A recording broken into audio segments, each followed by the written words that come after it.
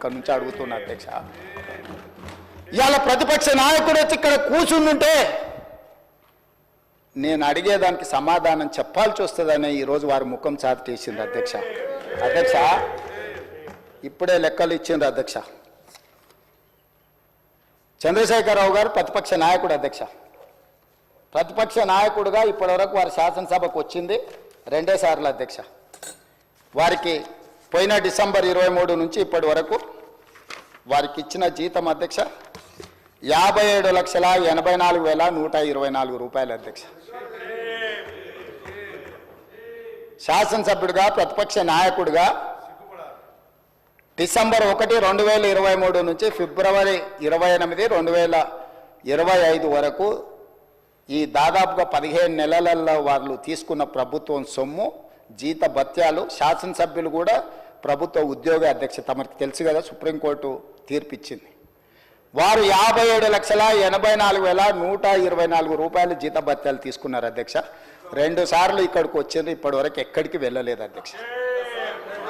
ప్రభుత్వ జీత భత్యాలు తీసుకొని ప్రజల్ని గాలికి వదిలేసి తెలంగాణ రాష్ట్రాన్ని కర్మకు వదిలేసిన ప్రధాన ప్రతిపక్ష నాయకుడు ఈరోజు వాళ్ళను ఇట్లా తయారు చేసి రేబీస్ వ్యాక్సిన్ రియాక్షన్ వచ్చినట్టుగా వాళ్ళు వ్యవహరిస్తుంటే ఏం చెప్పాలి అధ్యక్ష?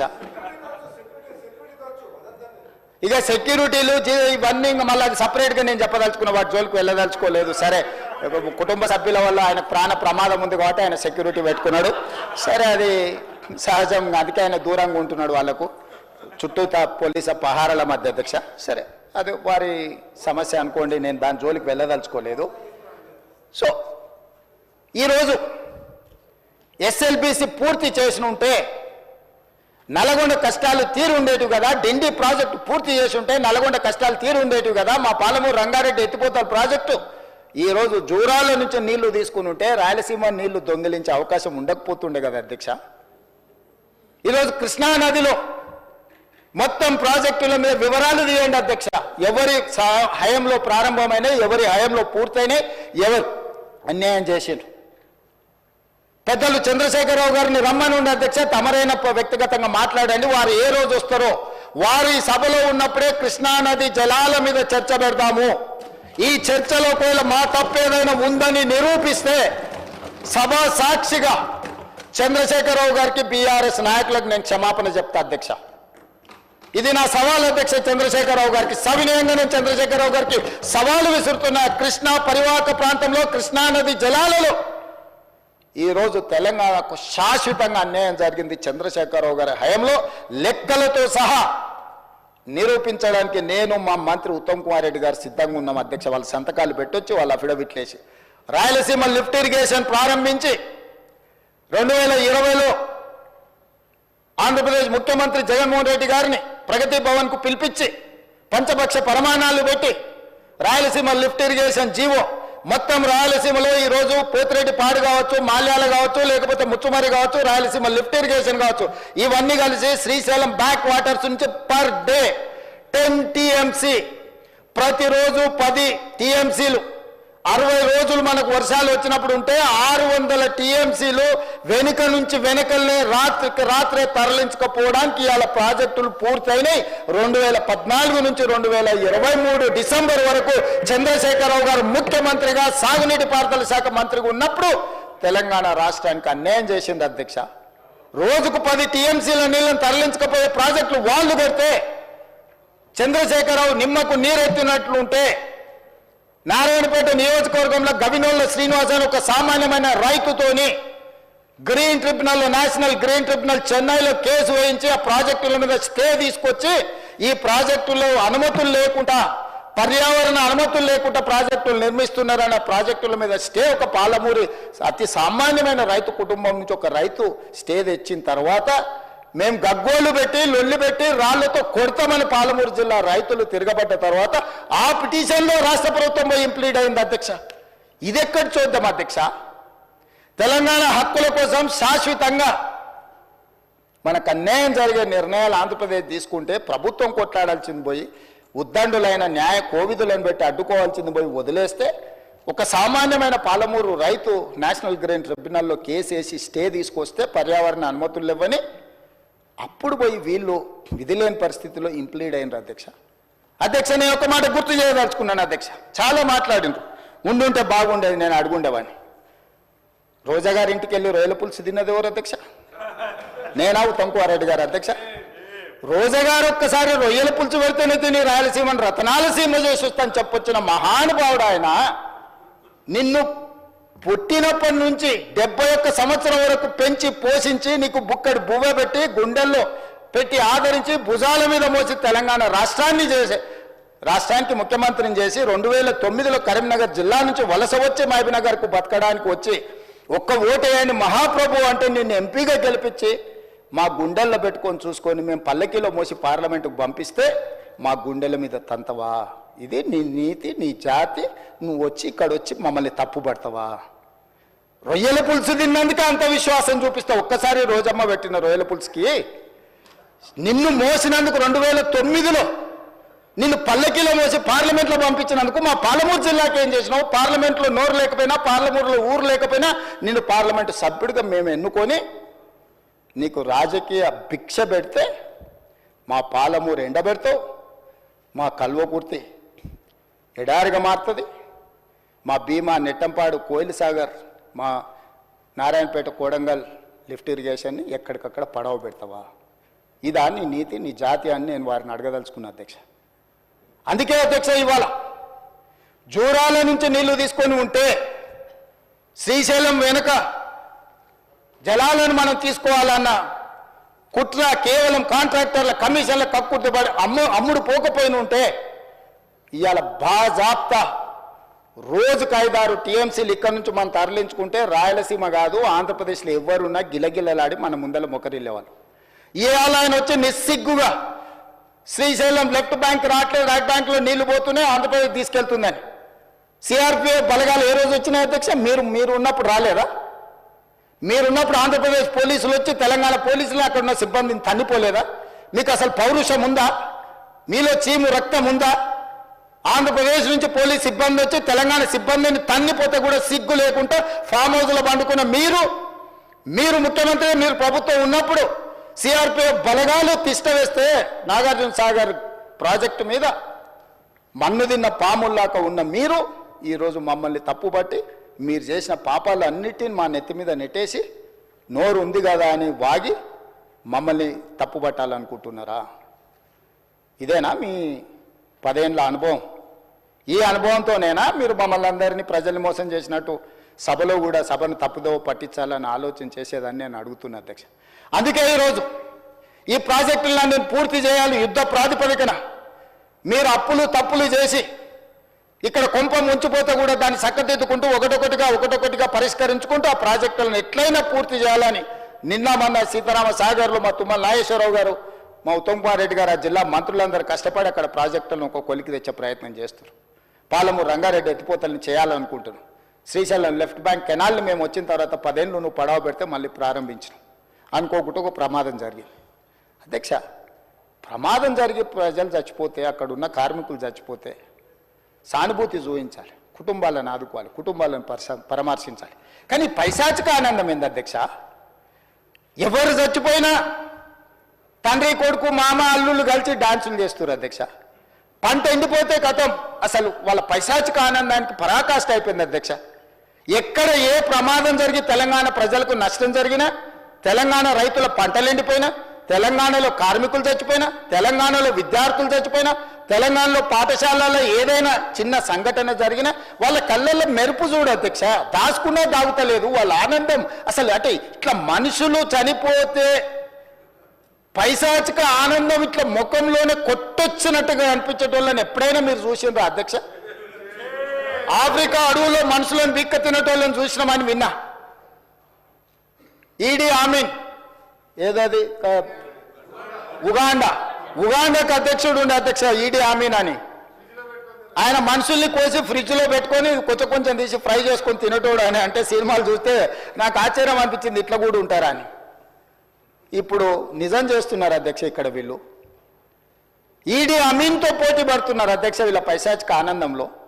ఇది మంచిది కాదు అధ్యక్ష. తెలంగాణకు 25 ఏళ్ళు మీరు పార్టీ పెట్టి ప్రజలు ప్రతిసారి మిమ్మల్ని ఆదరించారు, అవకాశం ఇచ్చారు.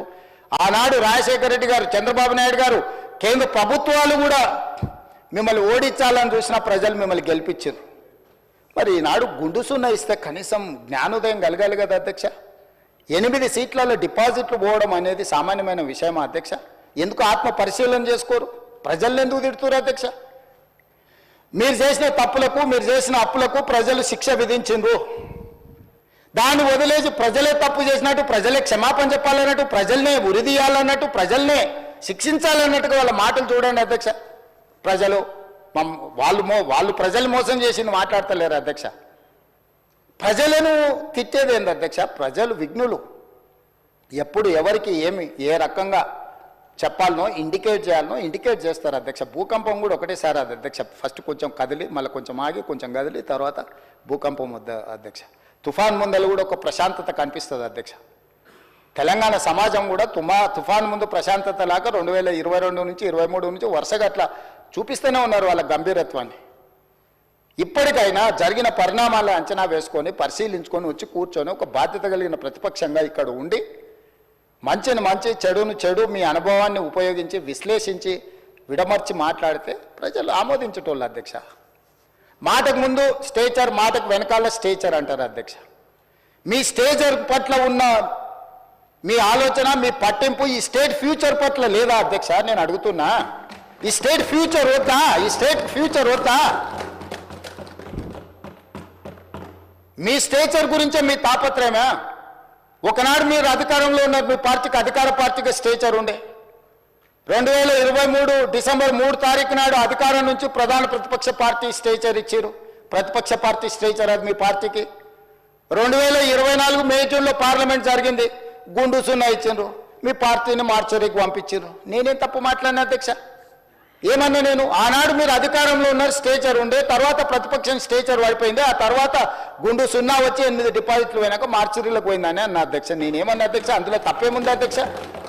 బీఆర్ఎస్ ఈరోజు మార్చరీలో ఉందని నేను చెప్పిన అధ్యక్ష. దాన్ని ఒక వ్యక్తిని అన్నట్టుగాను, పెద్ద ఆయన్ని చంద్రశేఖరరావు గారిని నేను అన్నట్టుగా హరీష్ రావు గారు, కేటీఆర్ గారు చిత్రీకరిస్తున్నారు అధ్యక్ష. అంత కుత్సిత స్వభావం నాకు లేదు అధ్యక్ష. చంద్రశేఖరరావు గారి దగ్గర ఉన్న కుర్చీని 4 కోట్ల తెలంగాణ ప్రజలు గుంజుకొని నన్ను తెచ్చి ఇక్కడ కూర్చోబెట్టారు అధ్యక్ష. ఇంకేముంది అధ్యక్ష చంద్రశేఖరరావు గారి దగ్గర నేను తీసుకోవడానికి? వారి దగ్గర ఉన్న ప్రధాన ప్రతిపక్ష హోదా. ఆ ప్రధాన ప్రతిపక్ష హోదా ఎవరికి కావాలి అధ్యక్ష? అయితే హరీష్ రావు గారు కావాలి, లేకపోతే కేటీఆర్ కావాలి. అయితే గీతే ఏదైనా కోరుకుంటే, జరగరాంది ఏదైనా జరిగితే వాళ్ళిద్దరు ఆ కుర్చీ కోసం పోటీ పడతారు. కానీ నేను ఇక్కడి నుంచి అక్కడికి పోను కదా అధ్యక్ష. నేనెందుకు కోరుకుంటా అధ్యక్ష? ఇది సింపుల్ లాజిక్ కదా అధ్యక్ష. నాకెందుకు ఆపాదిస్తున్నారు అధ్యక్ష అట్లాంటి తప్పుడు మాటలు అన్నిటినీ? నేను అట్లా కోరుకుంటలేను అధ్యక్ష. 100 సంవత్సరాలు ఆయురారోగ్యాలతో చంద్రశేఖరరావు గారు ఉండాలి, వారు ఆ ప్రతిపక్షంలో అట్లనే ఉండాలి, నేను ఇక్కడనే ఉండాలి, వారు సూచనలు చేస్తూనే ఉండాలి, నేను మంచి పరిపాలన అందిస్తూనే ఉండాలి, మా ఆర్థిక మంత్రి గారు మాకు నిధులు అందిస్తూనే ఉండాలి అధ్యక్ష. ఇది మా ఆలోచన అధ్యక్ష, ఇది మా భవిష్యత్ కార్యాచరణ. నేనెందుకు కోరుకుంటా అధ్యక్ష? నాకెందుకు? వాళ్ళు సరిపోను అన్నట్టు మళ్ళీ నేను కావాలా? వాళ్ళ ఇంట్లోనే పోటీలు పడుతారు నలుగురు, ఎవరు అందులోకి రావాలను. మా మిత్రుడు మహేశ్వర్ రెడ్డి గారు కూడా ఉన్నారు. మంచి మనసు ఉంటే మాతో పాటు ఇక్కడ కూర్చుంటాడు, ఈ రోజు కాకపోతే రేపైనా. ఏమున్నది అధ్యక్ష? నాకు మంచి ఫ్రెండే, నేనేం కాదంటలేను అధ్యక్ష.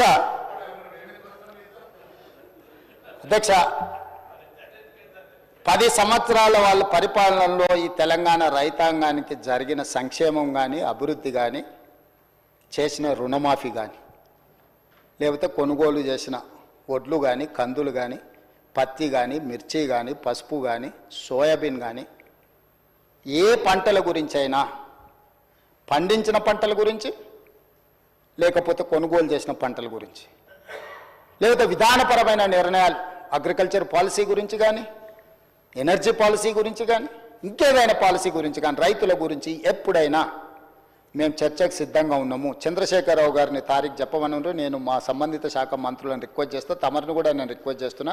ప్రధాన ప్రతిపక్ష నాయకుడు గారు ఒకవేళ ఏదైనా సూచన చేస్తే, any specific discussion on the subject, మాకేం అభ్యంతరం లేదు అధ్యక్ష. నేను కూడా మిమ్మల్ని విజ్ఞప్తి చేస్తున్నా, రైతులకు సంబంధించిన దాని మీద వారు ఎప్పుడు అడిగినా మనం చర్చ చేద్దాం అధ్యక్ష. అదేవిధంగా అధ్యక్ష, మహిళలు ఆడబిడ్డలు ఆశీర్వదించి రేవంత్ అన్న అని పెద్దోళ్ళు మా బిడ్డ మా పిల్లగాడు మా ఇంట్లో పిల్లగాడని అనుకోవడం వల్లనే ఈరోజు నేను ఇక్కడికి వచ్చిన అధ్యక్ష. ఆడబిడ్డల ఆశీర్వాదం లేకుండా ఈరోజు నేను ఇక్కడ లేను, మా ప్రభుత్వం లేదు. కాంగ్రెస్ పార్టీ మీకు తెలుసు, ఈ దేశానికి ఉక్కు మహిళగా ప్రధానమంత్రి శ్రీమతి ఇందిరాగాంధీని కాంగ్రెస్ పార్టీ చేసింది. ఈ దేశానికి రాష్ట్రపతిగా ప్రతిభా పాటిల్ని కాంగ్రెస్ పార్టీ చేసింది. లోక్సభ స్పీకర్గా మీరా కుమారి బాబు జగ్జీవన్ రామ్ గారి కుమార్తె తెలంగాణ రాష్ట్రాన్ని స్పీకర్గా తెలంగాణ రాష్ట్రాన్ని ఇచ్చిన మహిళ స్పీకర్గా కాంగ్రెస్ పార్టీ చేసింది. శ్రీమతి సోనియా గాంధీ గారు యూపీఏ చైర్పర్సన్గా తెలంగాణ రాష్ట్రాన్ని ఇచ్చిండ్రు. వారు సుదీర్ఘకాలం కాంగ్రెస్ పార్టీ అధ్యక్షురాలుగా పనిచేసిండ్రు. మహిళా నాయకత్వాన్ని ఆమోదిస్తూనే మహిళల యొక్క సాధికారికత కోసం మేము నిరంతరం ప్రయాణం చేస్తూనే ఉన్నాం అధ్యక్ష. మహిళల గురించి ఏ రోజు కూడా మేము వాళ్ళలాగా తక్కువ అంచనా వేయలేదు అధ్యక్ష. మొదటి 5 సంవత్సరాలు మంత్రివర్గంలో మంత్రి వేయలేదు. మహిళల పట్ల వాళ్ళకున్న గౌరవం ఆ ఒక్క ఉదాహరణ చాలా అధ్యక్ష. అందుకే కాంగ్రెస్ పార్టీ అధికారంలోకి వచ్చిన మరుక్షణం 7 తారీఖు నాడు మేము బాధ్యత తీసుకుంటే 9 తారీఖు నాడు ఇదే శాసనసభ ప్రాంగణంలో ఆలస్యం చేయొద్దన్న ఆలోచనతోటి మహాలక్ష్మి పథకం ద్వారా ఆర్టీసీలో రాష్ట్ర నలుమూలలు ఎక్కడికైనా వెళ్ళొచ్చు. పండుగ పూట అమ్మగారింటికి వెళ్ళాలన్నా, లేకపోతే ఇతర పండుగలకు అమ్మోరిని దర్శించుకోవాలన్నా, ఇంటాయననో లేకపోతే కన్న కొడుకునో బస్ కిరాయిలు అడిగి బస్సు ఛార్జీలు ఇస్తేనే వెళ్ళినట్టు, లేకపోతే దుఃఖాన్ని కడుపులో దిగమింగుకొని ఇంటి పట్టునే ఉన్న ఆడబిడ్డలకు స్వేచ్ఛను కల్పించాలన్న ఆలోచనతో ఉద్యోగాలకు వెళ్ళే చదువుకోవడానికి వెళ్ళే ఆడపిల్లలకి ఎవరికి ఈ ఇబ్బంది జరగొద్దని మహాలక్ష్మి పథకం ద్వారా రాష్ట్రంలో మొత్తము నలుమూలల ఆర్టీసీలో ఉచిత బస్సు ప్రయాణాన్ని డిసెంబర్ 9, 2029 నాడు ఇదే ప్రాంగణంలో తమ అనుమతితో ప్రారంభించుకున్నాం అధ్యక్ష. ఆ పథకం దాదాపుగా 150 కోట్ల మంది ఈ 15 నెలల మహిళలు ఆర్టీసీలో ఉచితంగా ప్రయాణం చేయడం వల్ల మా ఆర్థిక శాఖ ఆర్టీసీ కార్పొరేషన్ పొన్నం ప్రభాకర్ గారు ఇక్కడ ఉన్నారు. 5,500 కోట్ల దాదాపుగా ఆర్టీసీకి ఈరోజు చెల్లించింది అధ్యక్ష. ఈ దేశంలోనే మహిళలకు రాష్ట్రంలో ఎక్కడి నుంచి ఎక్కడికైనా అమ్మగారింటికి వెళ్ళాలన్నా, అమ్మవారిని దర్శించుకోవాలన్నా, రాష్ట్రంలో ఎక్కడి నుంచి ఎక్కడికి వెళ్ళాలన్నా, ఎక్కడ చేయి చూపించినా ఆ బస్సు ఆపి బస్సులో ఆడబిడ్డను ఎక్కించుకొని వాళ్ళు దగ్గర దించి ఈరోజు మహాలక్ష్మి పథకాన్ని ఆడబిడ్డలకు అమలు చేసిన రాష్ట్రం తెలంగాణ రాష్ట్రం. మనం చేసినాం అధ్యక్ష. ఇది ఒక గొప్ప అనుభూతి అధ్యక్ష, ఆడబిడ్డలకు ఆర్టీసీలో ఉచితంగా బస్సు ప్రయాణాన్ని ఇవ్వడం అనేది. అదేవిధంగా అధ్యక్ష, మహాలక్ష్మి పథకం ద్వారా 500 రూపాయలకి సిలిండర్ ఇస్తున్నాం అధ్యక్ష.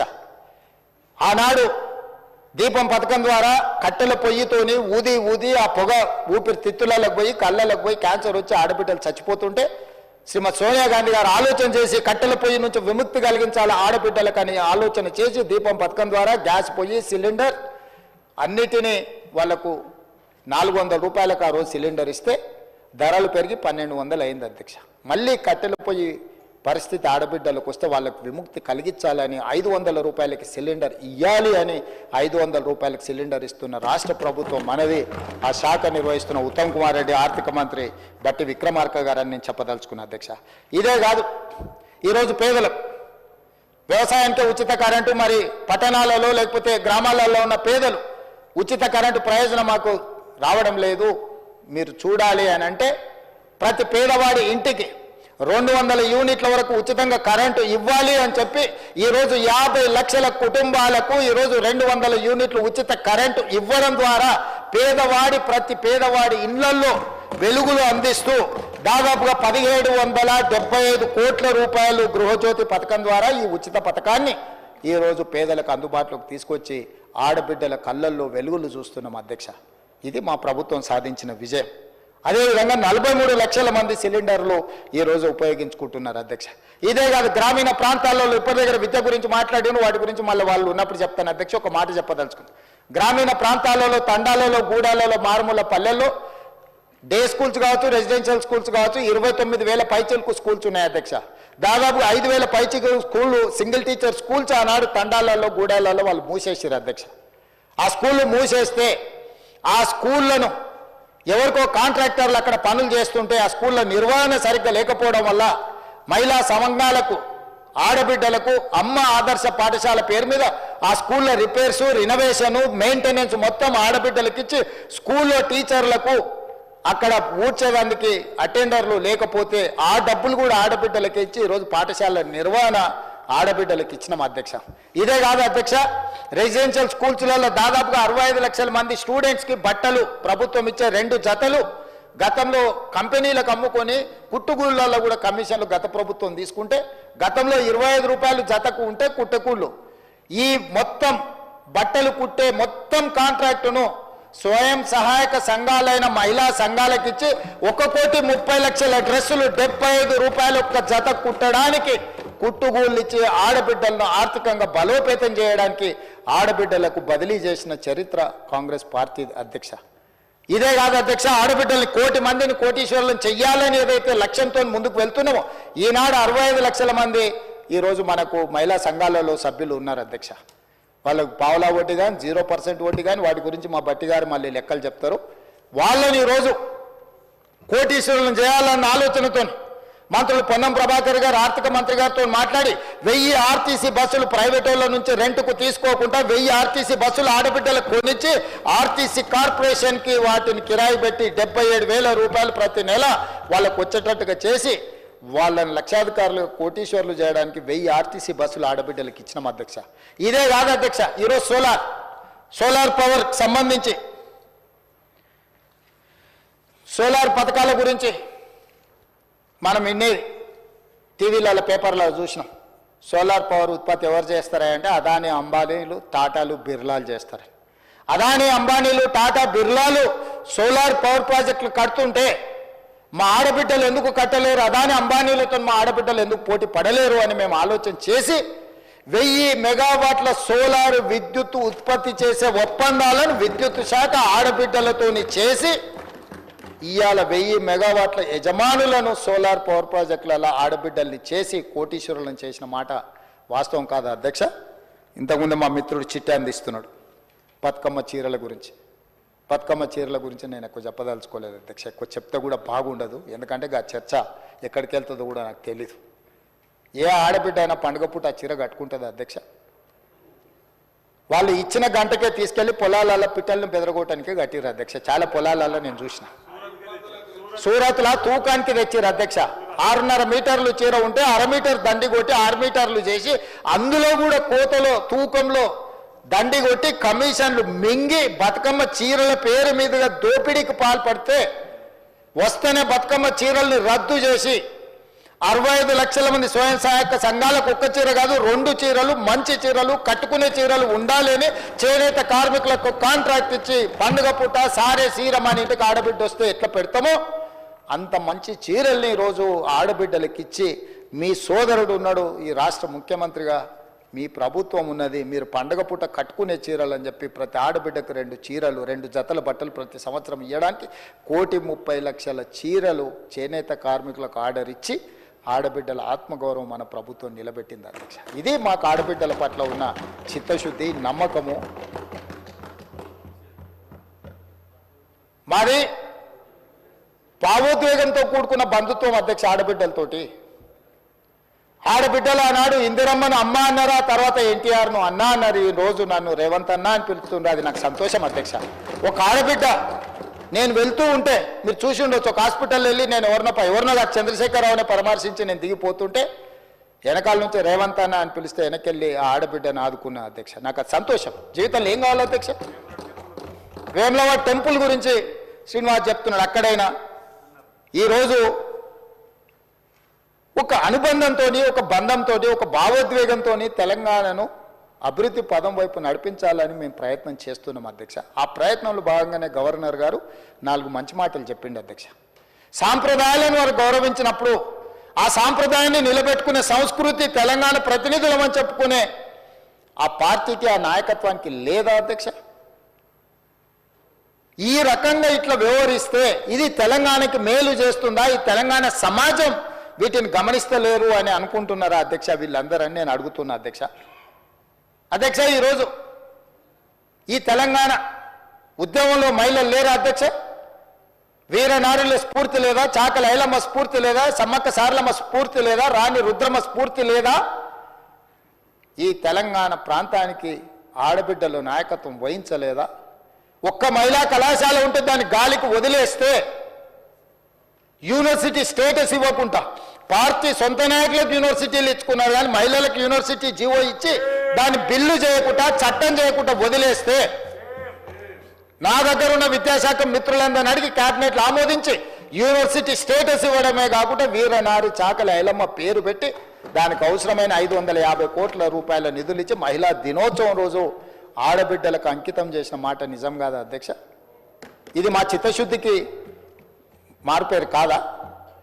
ఆడబిడ్డలు చదువుకుంటే బాగుపడతారు, చదువుకోవాలి.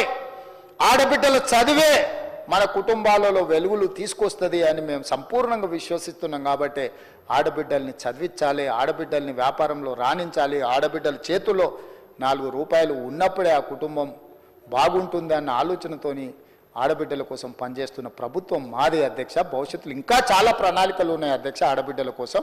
భవిష్యత్తులో చెప్తాం అధ్యక్ష మా ఆర్థిక మంత్రి గారి అనుమతితోటి. అదేవిధంగా అధ్యక్ష యువత తెలంగాణ ఉద్యమంలో ముందు భాగాన నిలబడ్డది యువకులు కాదు అధ్యక్ష. విద్యార్థులు నిరుద్యోగ యువకులు లక్షలాది మంది తెలంగాణ ఉద్యమంలో పాల్గొనలేదు అధ్యక్ష. ఒకనాడు పాల్వంచలో ఒక బంట్రోతు ఉద్యోగం కోసం మొదలైన 69 తెలంగాణ మొదటి ఉద్యమం, ఈనాడు తెలంగాణ రాష్ట్రాన్ని సాధించడం జరిగిన ఉద్యమం యువకుల ఉద్యమం, నిరుద్యోగ ఉద్యమం, ఉద్యోగ సాధనలో జరిగిన పోరాటాలు అమరులు అధ్యక్ష. ఉస్మానియా కాకతీయ యూనివర్సిటీలో విద్యార్థుల ఆకాశంలో తారలై వీరులై నేల కొరిగింది తెలంగాణ రాష్ట్రాన్ని ఉద్యోగ సమస్యల మీద కాదా అని నేను అడుగుతున్నా అధ్యక్ష. ఓ శ్రీకాంతాచారి, ఓ ఈశాన్ రెడ్డి, ఓ వేణుగోపాల్ రెడ్డి, ఓ కానిస్టేబుల్ కిష్టయ్య నేల కొరిగింది, రక్తం చిందించింది ఈ నిరుద్యోగ సమస్య కోసం కాదా అధ్యక్ష? ఈ సమస్యలను పరిష్కరించడం కోసమే కదా వాళ్ళు ప్రాణాలు అర్పించింది, మనకు ఆదర్శంగా నిలబడ్డది అధ్యక్ష. అలాంటి నిరుద్యోగ సమస్యను కానీ విద్యాలయాలను కానీ యూనివర్సిటీలను కానీ ఏ రోజైనా వీళ్ళు పట్టించుకున్నారా అధ్యక్ష? మీరు చెప్పండి. ఏ రోజైనా యూనివర్సిటీలకు ఉస్మానియా యూనివర్సిటీకి 10 ఏళ్ళలో ఎన్నడైనా చంద్రశేఖరరావు గారు వెళ్ళిందా? కాకతీయ యూనివర్సిటీకి వెళ్ళినా, పాలమూరు యూనివర్సిటీకి వెళ్ళిండా, శాతవాహన యూనివర్సిటీకి వెళ్ళినా, మహాత్మా గాంధీ యూనివర్సిటీకి వెళ్ళిండా? ఏ యూనివర్సిటీకి వెళ్ళినా నేను అడుగుతున్నా అధ్యక్ష.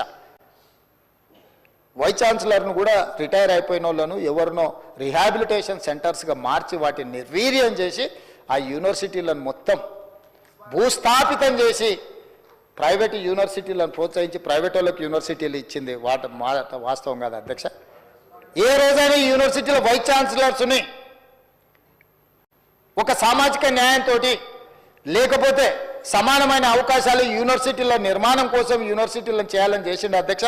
ఈరోజు తెలంగాణలోని యూనివర్సిటీ వైస్ ఛాన్సలర్లు ఉస్మానియా యూనివర్సిటీ అధ్యక్ష 100 సంవత్సరాల చరిత్ర కలిగిన ఉస్మానియా యూనివర్సిటీలో ఏ రోజు కూడా ఒక దళితుడు వైస్ ఛాన్సలర్గా రాలే అధ్యక్ష. ఈ ప్రభుత్వం మన ప్రభుత్వం కుమార్ అని మొలగారు కుమార్ మాదిగ సామాజిక వర్గానికి సంబంధించిన ఉస్మానియా యూనివర్సిటీకి ఈరోజు మనం వైస్ ఛాన్సలర్గా వేసిన మాట నిజం కాదా అధ్యక్ష?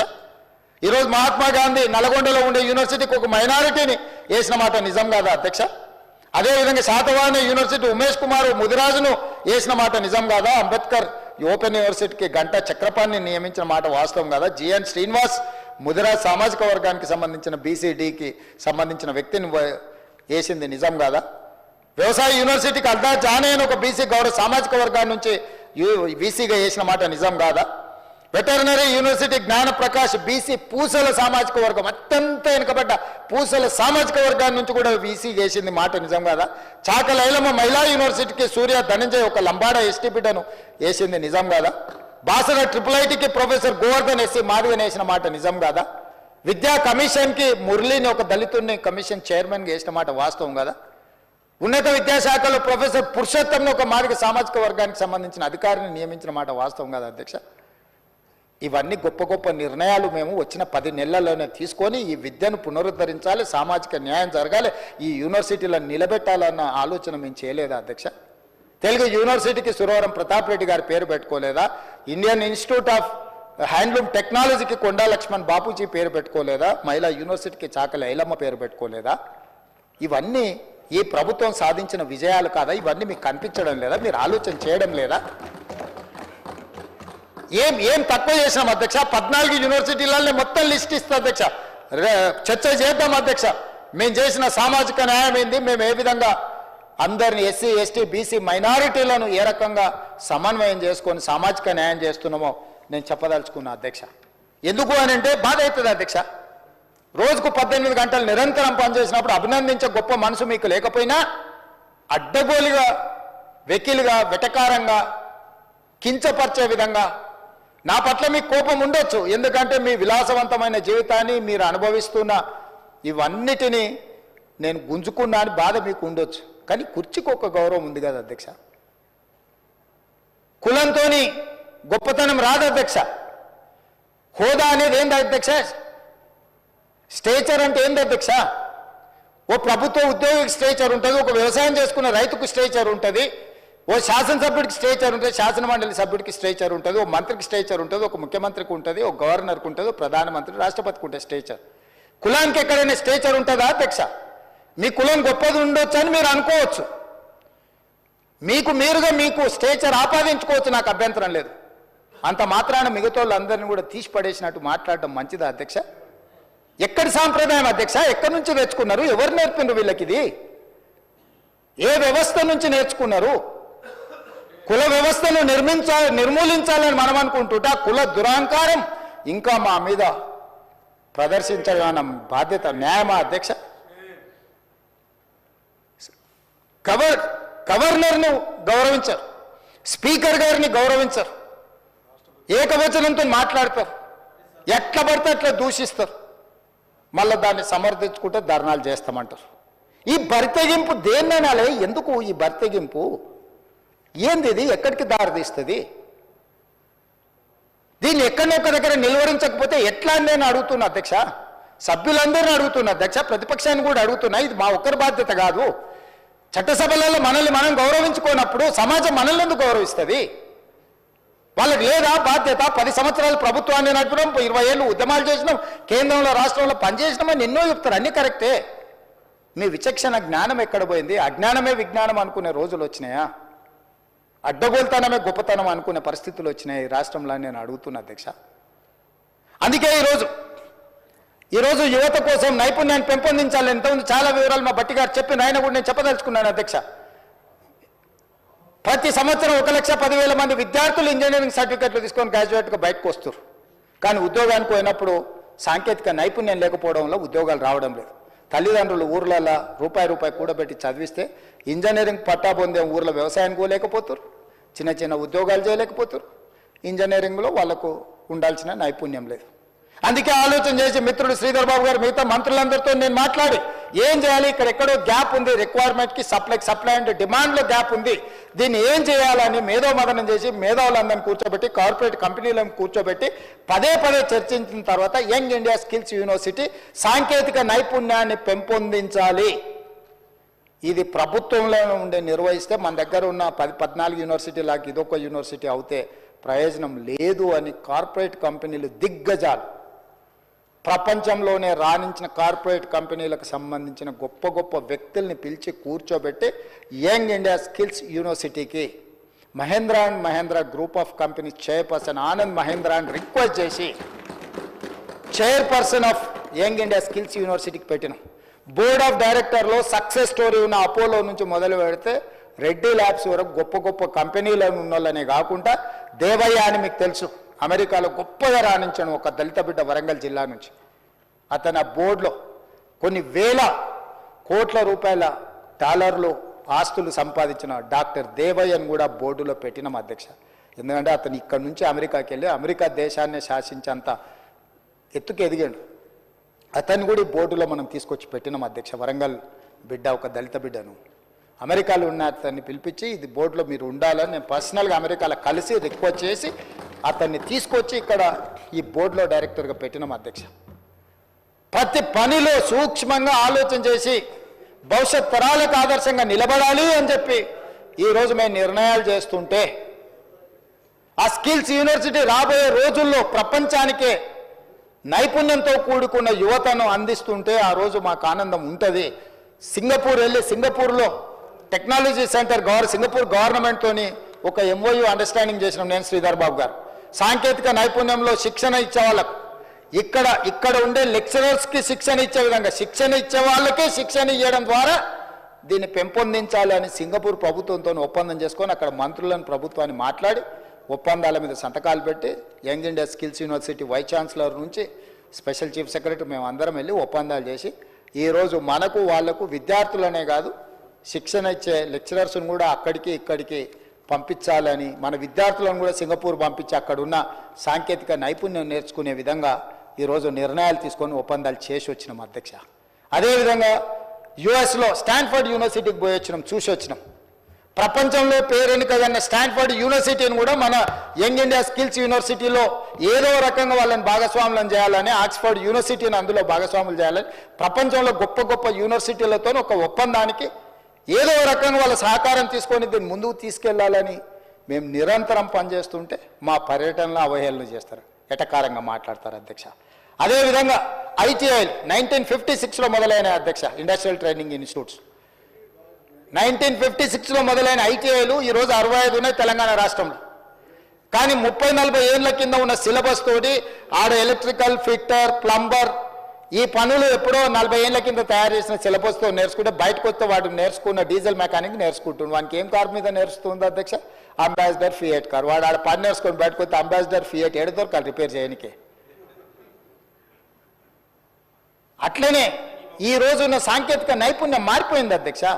అందుకే టాటా ఇన్స్టిట్యూట్తో టాటా కంపెనీతో మాట్లాడి 100 ఏటీసీలు ఈ ఐటీఐలను సాంకేతికంగా రోబోట్తో సహా ప్రతి సాంకేతికంగా ఈరోజు ప్రపంచంలో ఎంత అభివృద్ధి చెందిందో వాటిని అప్ టు డేట్ టెక్నాలజీని ఇక్కడ పెట్టడానికి టాటా కంపెనీతో ఒప్పందం చేసి ఈ 65 ఐటీఐలతో పాటు అదనంగా ఇంకొక 100 ఏటీసీలు అడ్వాన్స్ టెక్నాలజీ సెంటర్ ఒక్కొక్క దానికి దాదాపుగా ఒక్కొక్క ఇన్స్టిట్యూట్కి ఇప్పటికి 2400 కోట్ల రూపాయలు అందులో ఖర్చు పెడితే 300 కోట్లు మనం ఇస్తే 2100 కోట్లు వాళ్ళు ఇస్తున్నారు అధ్యక్ష దీన్ని అప్గ్రేడ్ చేయడానికి. ఇప్పుడు 35 పెరిగినాయి కాబట్టి ఇంకా ఒక 1000 కోట్లు పెరిగితే కూడా వాళ్ళు పెట్టడానికి సిద్ధంగా ఉన్నారు అధ్యక్ష. టాటా సంస్థ మీకు ప్రపంచంలోని పేరెన్నికగన్న సంస్థ. ఒక కార్పొరేట్ సోషల్ రెస్పాన్సిబిలిటీ కింద వాళ్ళందరినీ తీసుకొచ్చి ఒప్పందం చేసి తెలంగాణ రాష్ట్రంలో ఉండే సాంకేతిక నైపుణ్యాన్ని పెంపొందించి నిరుద్యోగ యువతకు శిక్షణ ఇచ్చి ఉపాధి అవకాశాలు కల్పించి మిడిల్ ఈస్ట్ కంట్రీస్లో ఏం కావాలన్నా ఇక్కడ నుంచి మనం పంపించాలని ఈరోజు వాటిని అభివృద్ధి చేసి ఒకవైపు నడిపిస్తున్నాం అధ్యక్ష. యువత కోసం మేము ఈ రకంగా ఆలోచన చేస్తుంటే వాళ్ళు ఏం చేస్తున్నారు అధ్యక్ష?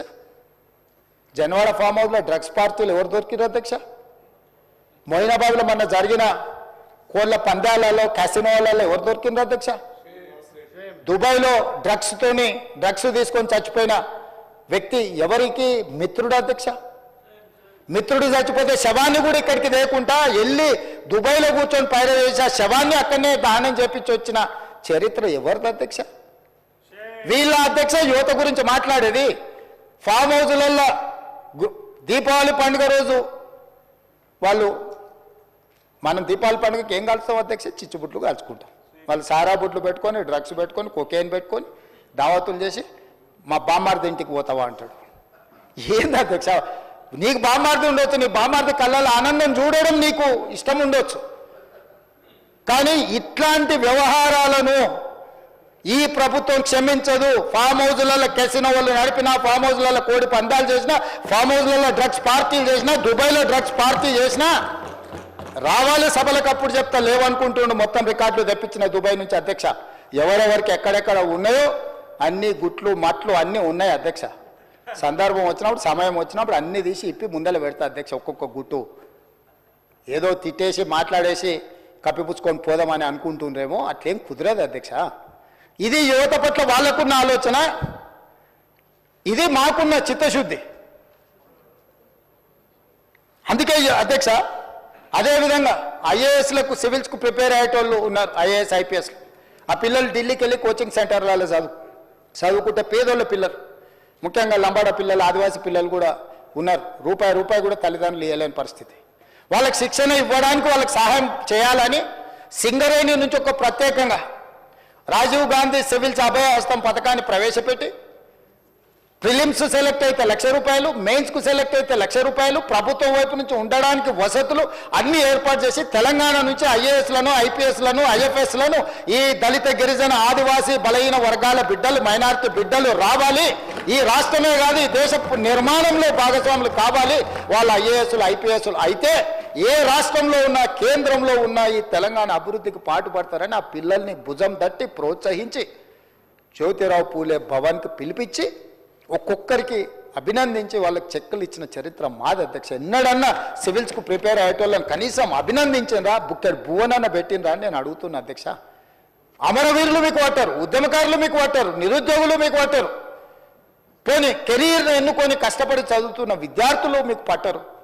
ఎవరు పడతారా మీకు? కమిషన్లు ఇచ్చే కాంట్రాక్టర్లు, దావతులు ఇచ్చే దోస్తులు, వీళ్ళేనా అధ్యక్ష మీకు కావాల్సిన వాళ్ళు ఎప్పటికీ శాశ్వతంగా? అందుకే ఆ విధానాన్ని మార్చాలని 15 నెలల ప్రతిరోజు కృషి చేసుకుంటూ, ప్రతిరోజు ఆలోచన చేసుకుంటూ ముందుకు వెళ్తున్నాం అధ్యక్ష. ఇది యువత పట్ల మాకున్న చిత్తశుద్ధి అధ్యక్ష. అదేవిధంగా అధ్యక్ష, ఉద్యోగాలు మేమిచ్చిన నోటిఫికేషన్ అంటారు, ఏం వెళ్ళింది కానీ తోక వెళ్ళలేదు అంటారు. తోకకూడదు ఏం సన్నాసులు మీరెందుకని నేనంట.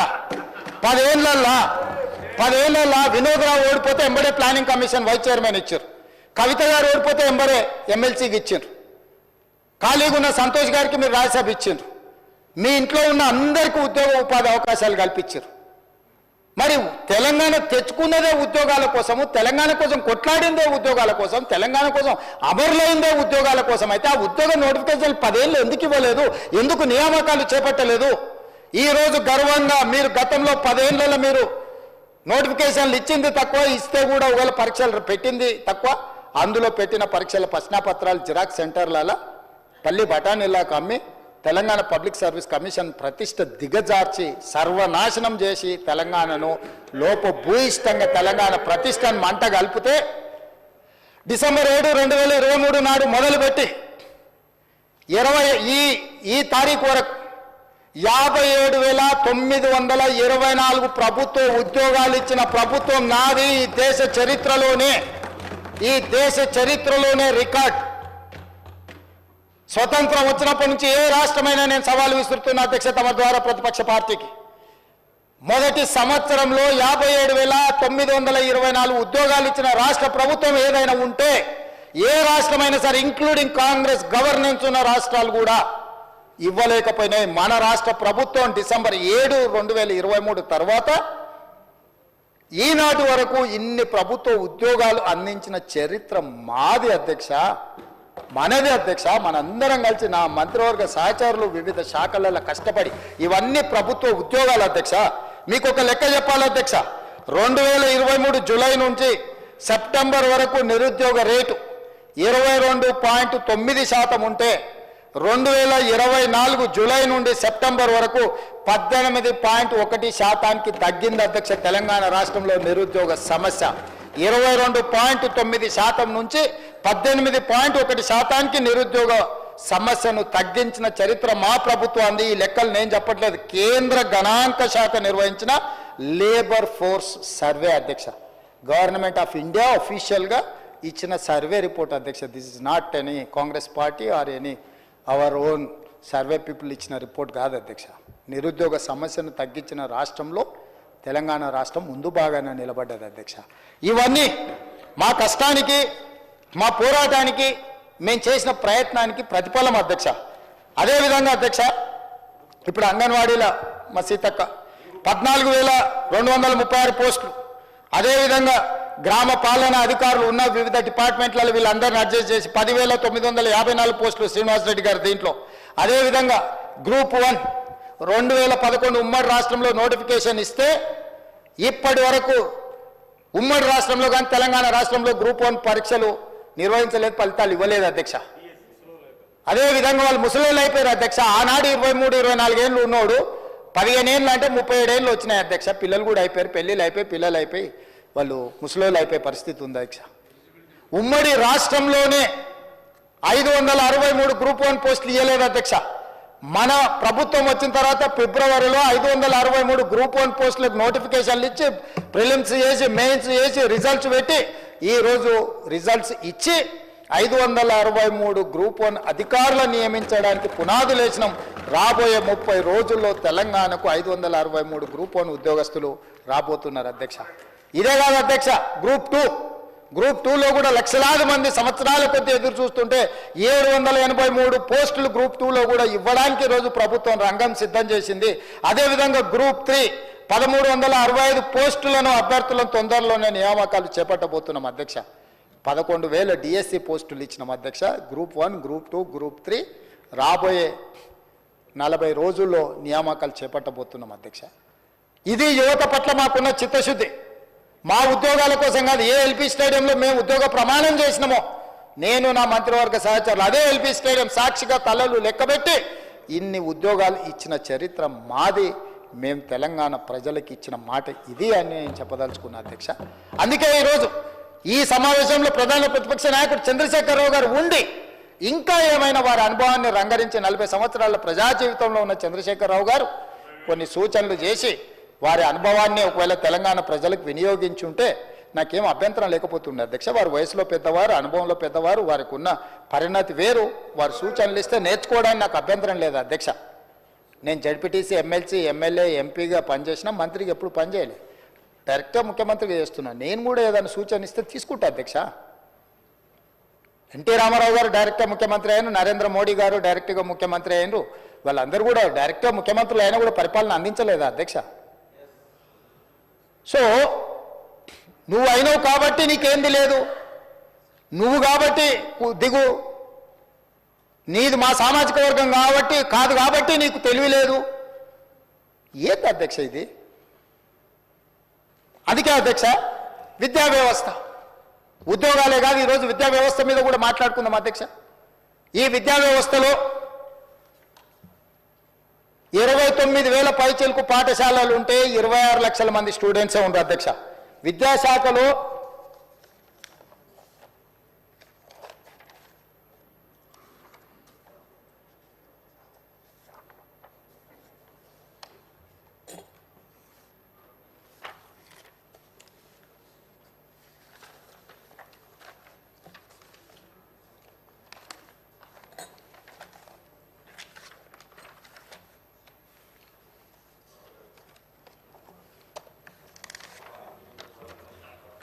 విద్యాశాఖలో అధ్యక్ష ప్రభుత్వ పాఠశాలలు 2014-15లో 24,85,000 మంది విద్యార్థులు ఉన్నారు అధ్యక్ష. నాడు 2023-24 సంవత్సరానికి వచ్చే వరకల్లా 18,06,000 మంది విద్యార్థులు అయినారు అధ్యక్ష.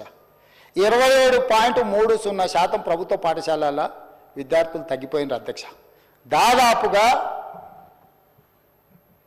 7 లక్షల మంది ప్రభుత్వ తెలంగాణ రాష్ట్రం ఏర్పడ్డ తర్వాత, తెలంగాణ రాష్ట్రం వచ్చిన రోజు 24,85,000 మంది ప్రభుత్వ పాఠశాలల్లో తెలంగాణలో విద్యార్థులు చదువుకుంటుంటే 23-24 సంవత్సరానికి ఘనత వహించిన చంద్రశేఖరరావు గారు ఇంతకుముందు వారు విద్యాశాఖ పట్ల ముఖ్యమంత్రి గారు సమయం లేదు, శాఖను పట్టించుకుంటలేరన్నారు. వివరాలు మా బట్టి గారు చెప్పిండ్రు, అంత లోతుకి వెళ్ళదలుచుకోవాలి. కానీ ఒక విషయం చెప్పదలుచుకున్నా, వారు బాధ్యత తీసుకున్న రోజు 24,85,000 మంది విద్యార్థులు ఉంటే వాళ్ళు దిగిపోయే నాటికి అది 18,06,000 మందికి పడిపోయింది అధ్యక్ష.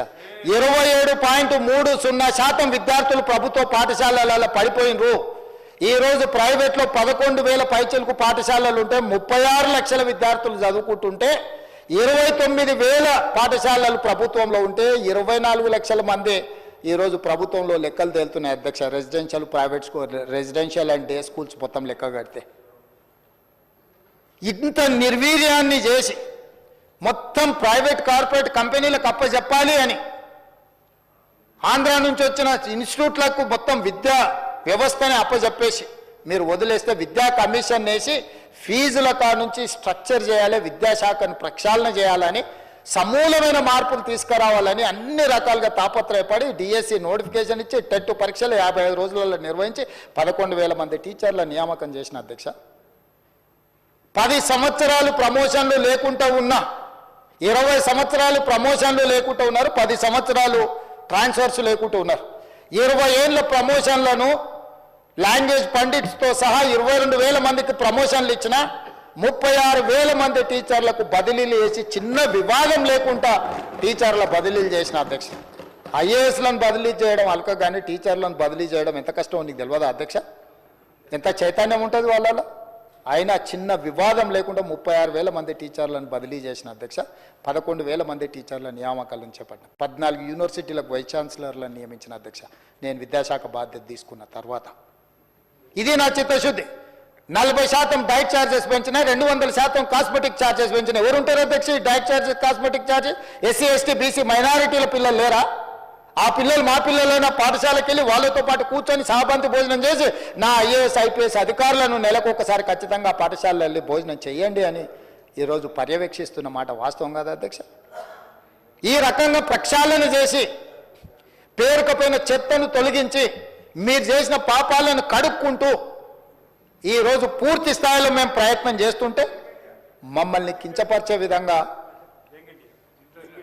Young India integrated residential schools అద్దెకి 58-11,000 కోట్లతో ఇచ్చిన 100 కాన్స్టిట్యున్సీలకు 100 ఇయ్యాలని 20 నుంచి 25 ఎకరాలల్లో each young India integrated residential స్కూల్కు 200 కోట్లు ఇచ్చి ఒక unique concept, SC, ST, BC minority పిల్లలు ఒక్కొక్క స్కూల్లో 2,500 మంది మినిమం ఉండాలి అని ఈరోజు వాళ్ళందరిని ఇచ్చేసి ఈరోజు వాళ్ళందరినీ ఒక లైనప్ చేసి ఆ పిల్లల కోసం మేము తాపత్రయపడుతుంటే, ఇంటర్నేషనల్ స్టాండర్డ్స్లో మేము కడుతుంటే ఒక యూనిక్ కాన్సెప్ట్ తీసుకొచ్చినప్పుడన్నా అభినందించడానికి మనసు రావాలి కదా అధ్యక్ష? ఇందులో మా స్వార్థం ఏముంది అధ్యక్ష? ఏమన్నా మా పార్టీ కార్యకర్తల కోసం కట్టించిన రిహాబిలిటేషన్ సెంటర్ ఇదేమన్నా? ఈ పేదోళ్ళ కోసమే కదా మేము చేస్తున్నది అధ్యక్ష. అదేవిధంగా ఈరోజు వాళ్ళు ఏదైతే మాట్లాడదలుచుకున్నారో, ఏదైతే చెప్తున్నారో మా మీద బురద జల్లాలన్న ఆలోచన తప్ప లేకపోతే ఇదే కాదు అధ్యక్ష. పోలీసులు 1,00,000 మంది పోలీసులు ఉన్నారు అధ్యక్ష. మనం ప్రశాంతంగా ఈరోజు నిద్రపోగలుగుతున్నాము, మన కుటుంబాలతో ప్రశాంతంగా ఉండగలుగుతున్నాం అంటే పోలీసు రక్షణ వ్యవస్థ ఉండబట్టే అధ్యక్ష. అలాంటి పోలీసులకు వాళ్ళ పిల్లల చదువుల కోసం సమయం లేకపోవడం, రోజుకి 24 గంటలు ప్రభుత్వ ఉద్యోగంలోనే ప్రజా జీవితంలోనే పోలీసుల జీవితాలు కాలగర్భంలో కలిసిపోతున్నాయని పోలీసుల పట్ల ఒక ప్రత్యేకమైన సానుభూతి చూపించి మంచిర్యాలలో 50 ఎకరాల యంగ్ ఇండియా పోలీస్ స్కూల్ అని చెప్పి కేవలం పోలీస్ పిల్లలు, హోంగార్డ్ నుంచి డీజీపీ పిల్లల వరకు ఎవరైనా ఆ స్కూల్లో సమానమే. ఒక హోంగార్డ్ బిడ్డ అయినా డీజీపీ బిడ్డ అయినా ఆ యంగ్ ఇండియా పోలీస్ స్కూల్లో భారతదేశంలో సైనిక్ స్కూల్కి ఎంత ప్రతిష్ట ఉన్నదో నా తెలంగాణ రాష్ట్రంలో ఉన్న పోలీసులు వాళ్ళ పిల్లలు కూడా అంత ప్రతిష్ట కలిగిన, చదువే కాదు స్పోర్ట్స్లో క్రీడలలో రాణించడానికి అవసరమైన అన్ని ప్రణాళికలు చేసి మంచిర్యాలలో 50 ఎకరాల స్థలాన్ని కేటాయించి కోట్ల రూపాయలు ఇచ్చి ఇవాళ పోలీసుల పిల్లల కోసం ఒక అత్యున్నత ప్రమాణాలతో కూడుకున్న ఎడ్యుకేషన్ ఇవాళ పోలీస్ పిల్లలకి ఇవ్వాలనుకున్నాం అధ్యక్ష. ఇవాళ వాళ్ళు మన రక్షణ కోరుకుంటున్న వాళ్ళు, మనల్ని కాపాడుతున్న వాళ్ళు. ఈరోజు రాష్ట్రం ప్రశాంతంగా ఉందంటే అది పోలీస్ శాఖ వల్ల కాదా అధ్యక్ష? వాళ్ళు ఏముంటుంది అధ్యక్ష? వాళ్ళ పిల్లలు మంచి చదువులు చదువుకోవాలి, వాళ్ళ పిల్లలు రాణించాలనుకుంటారు. వాళ్ళ జీవితం ఎట్లాగూ ఇట్లా గడిచిపోయింది, మా పిల్లలైనా బాగుండాలని కోరుకుంటారు. ఎప్పుడు ఆలోచన చేసిరు అధ్యక్ష? ఏ రోజైనా ఈ రాష్ట్రంలో ఉన్న 1,00,000 మంది పోలీస్ సిబ్బంది గురించి అయినా ఆయన ఆలోచన చేసిందా?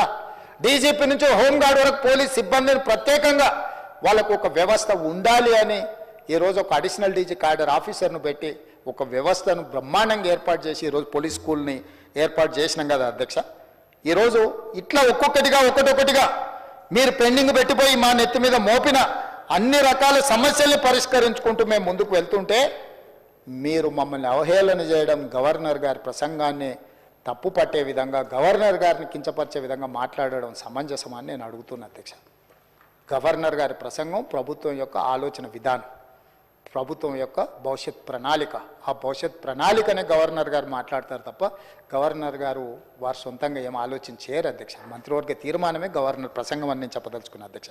అదేవిధంగా అధ్యక్ష ఆరోగ్యం మీకు తెలుసు, డిజిటల్ హెల్త్ కార్డు ఇవ్వాలనుకుంటుంది ప్రభుత్వం. ప్రతి ఒక్కరికి ఒక హెల్త్ ప్రొఫైల్ క్రియేట్ చేసి దామోదర్ రాజనరసింహ గారు ఆయన by qualification engineer, by nature is an social doctor.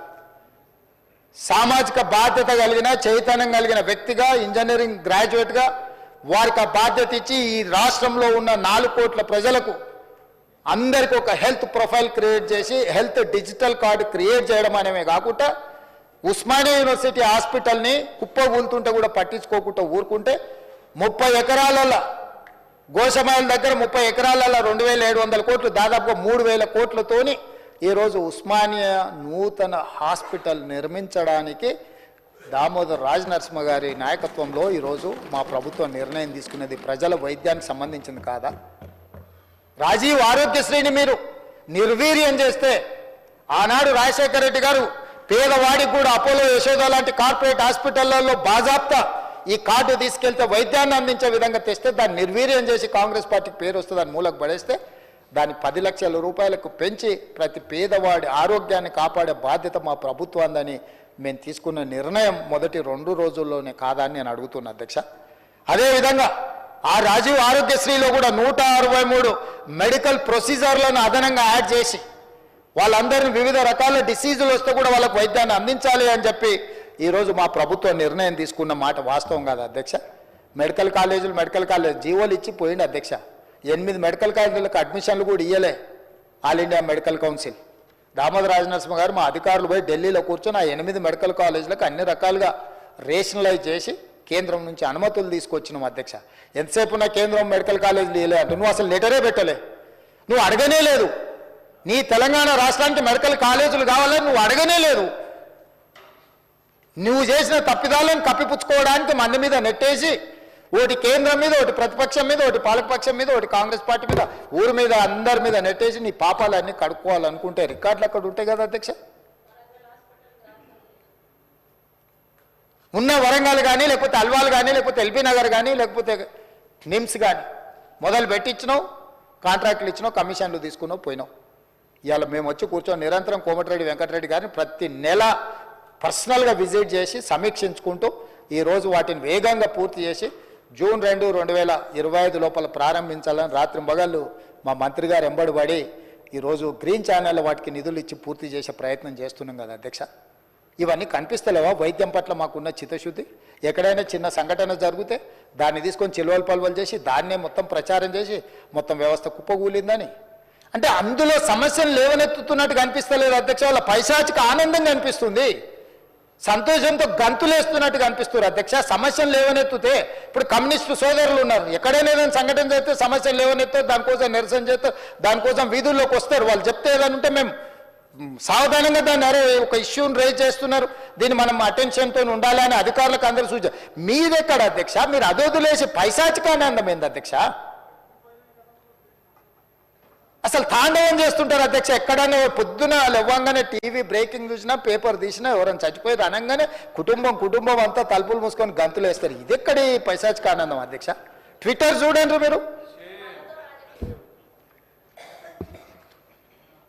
అదేవిధంగా అధ్యక్ష ఇన్ఫ్రాస్ట్రక్చర్, నూతనంగా తెలంగాణ రాష్ట్రానికి ఒక గొప్ప ఇన్ఫ్రాస్ట్రక్చర్ ఉండాలి. హైదరాబాద్ నగరం అంతర్జాతీయ నగరం కావాలి, ప్రపంచ దేశాలతో పోటీ పడాలి. పక్కనున్న బెంగళూరు, ముంబయో, లేకపోతే చెన్నైయో, లేకపోతే ఢిల్లీయో కాదు, న్యూయార్క్, టోక్యో, సియోల్ లాంటి నగరాలతో పోటీ పడాలని ఈరోజు మన వల్ల అయింది మనం చేసి కేంద్ర ప్రభుత్వ సహకారం తీసుకోవాలని మా ప్రభుత్వం చేస్తుంది. నిన్న మన ఆయన పదే ఢిల్లీ పోతున్నాడు అని ఏదో అన్నాడు అధ్యక్ష. లిస్టు కూడా చెప్పదలుచుకున్నాను నేను ఇప్పుడు ఈ సందర్భంగా.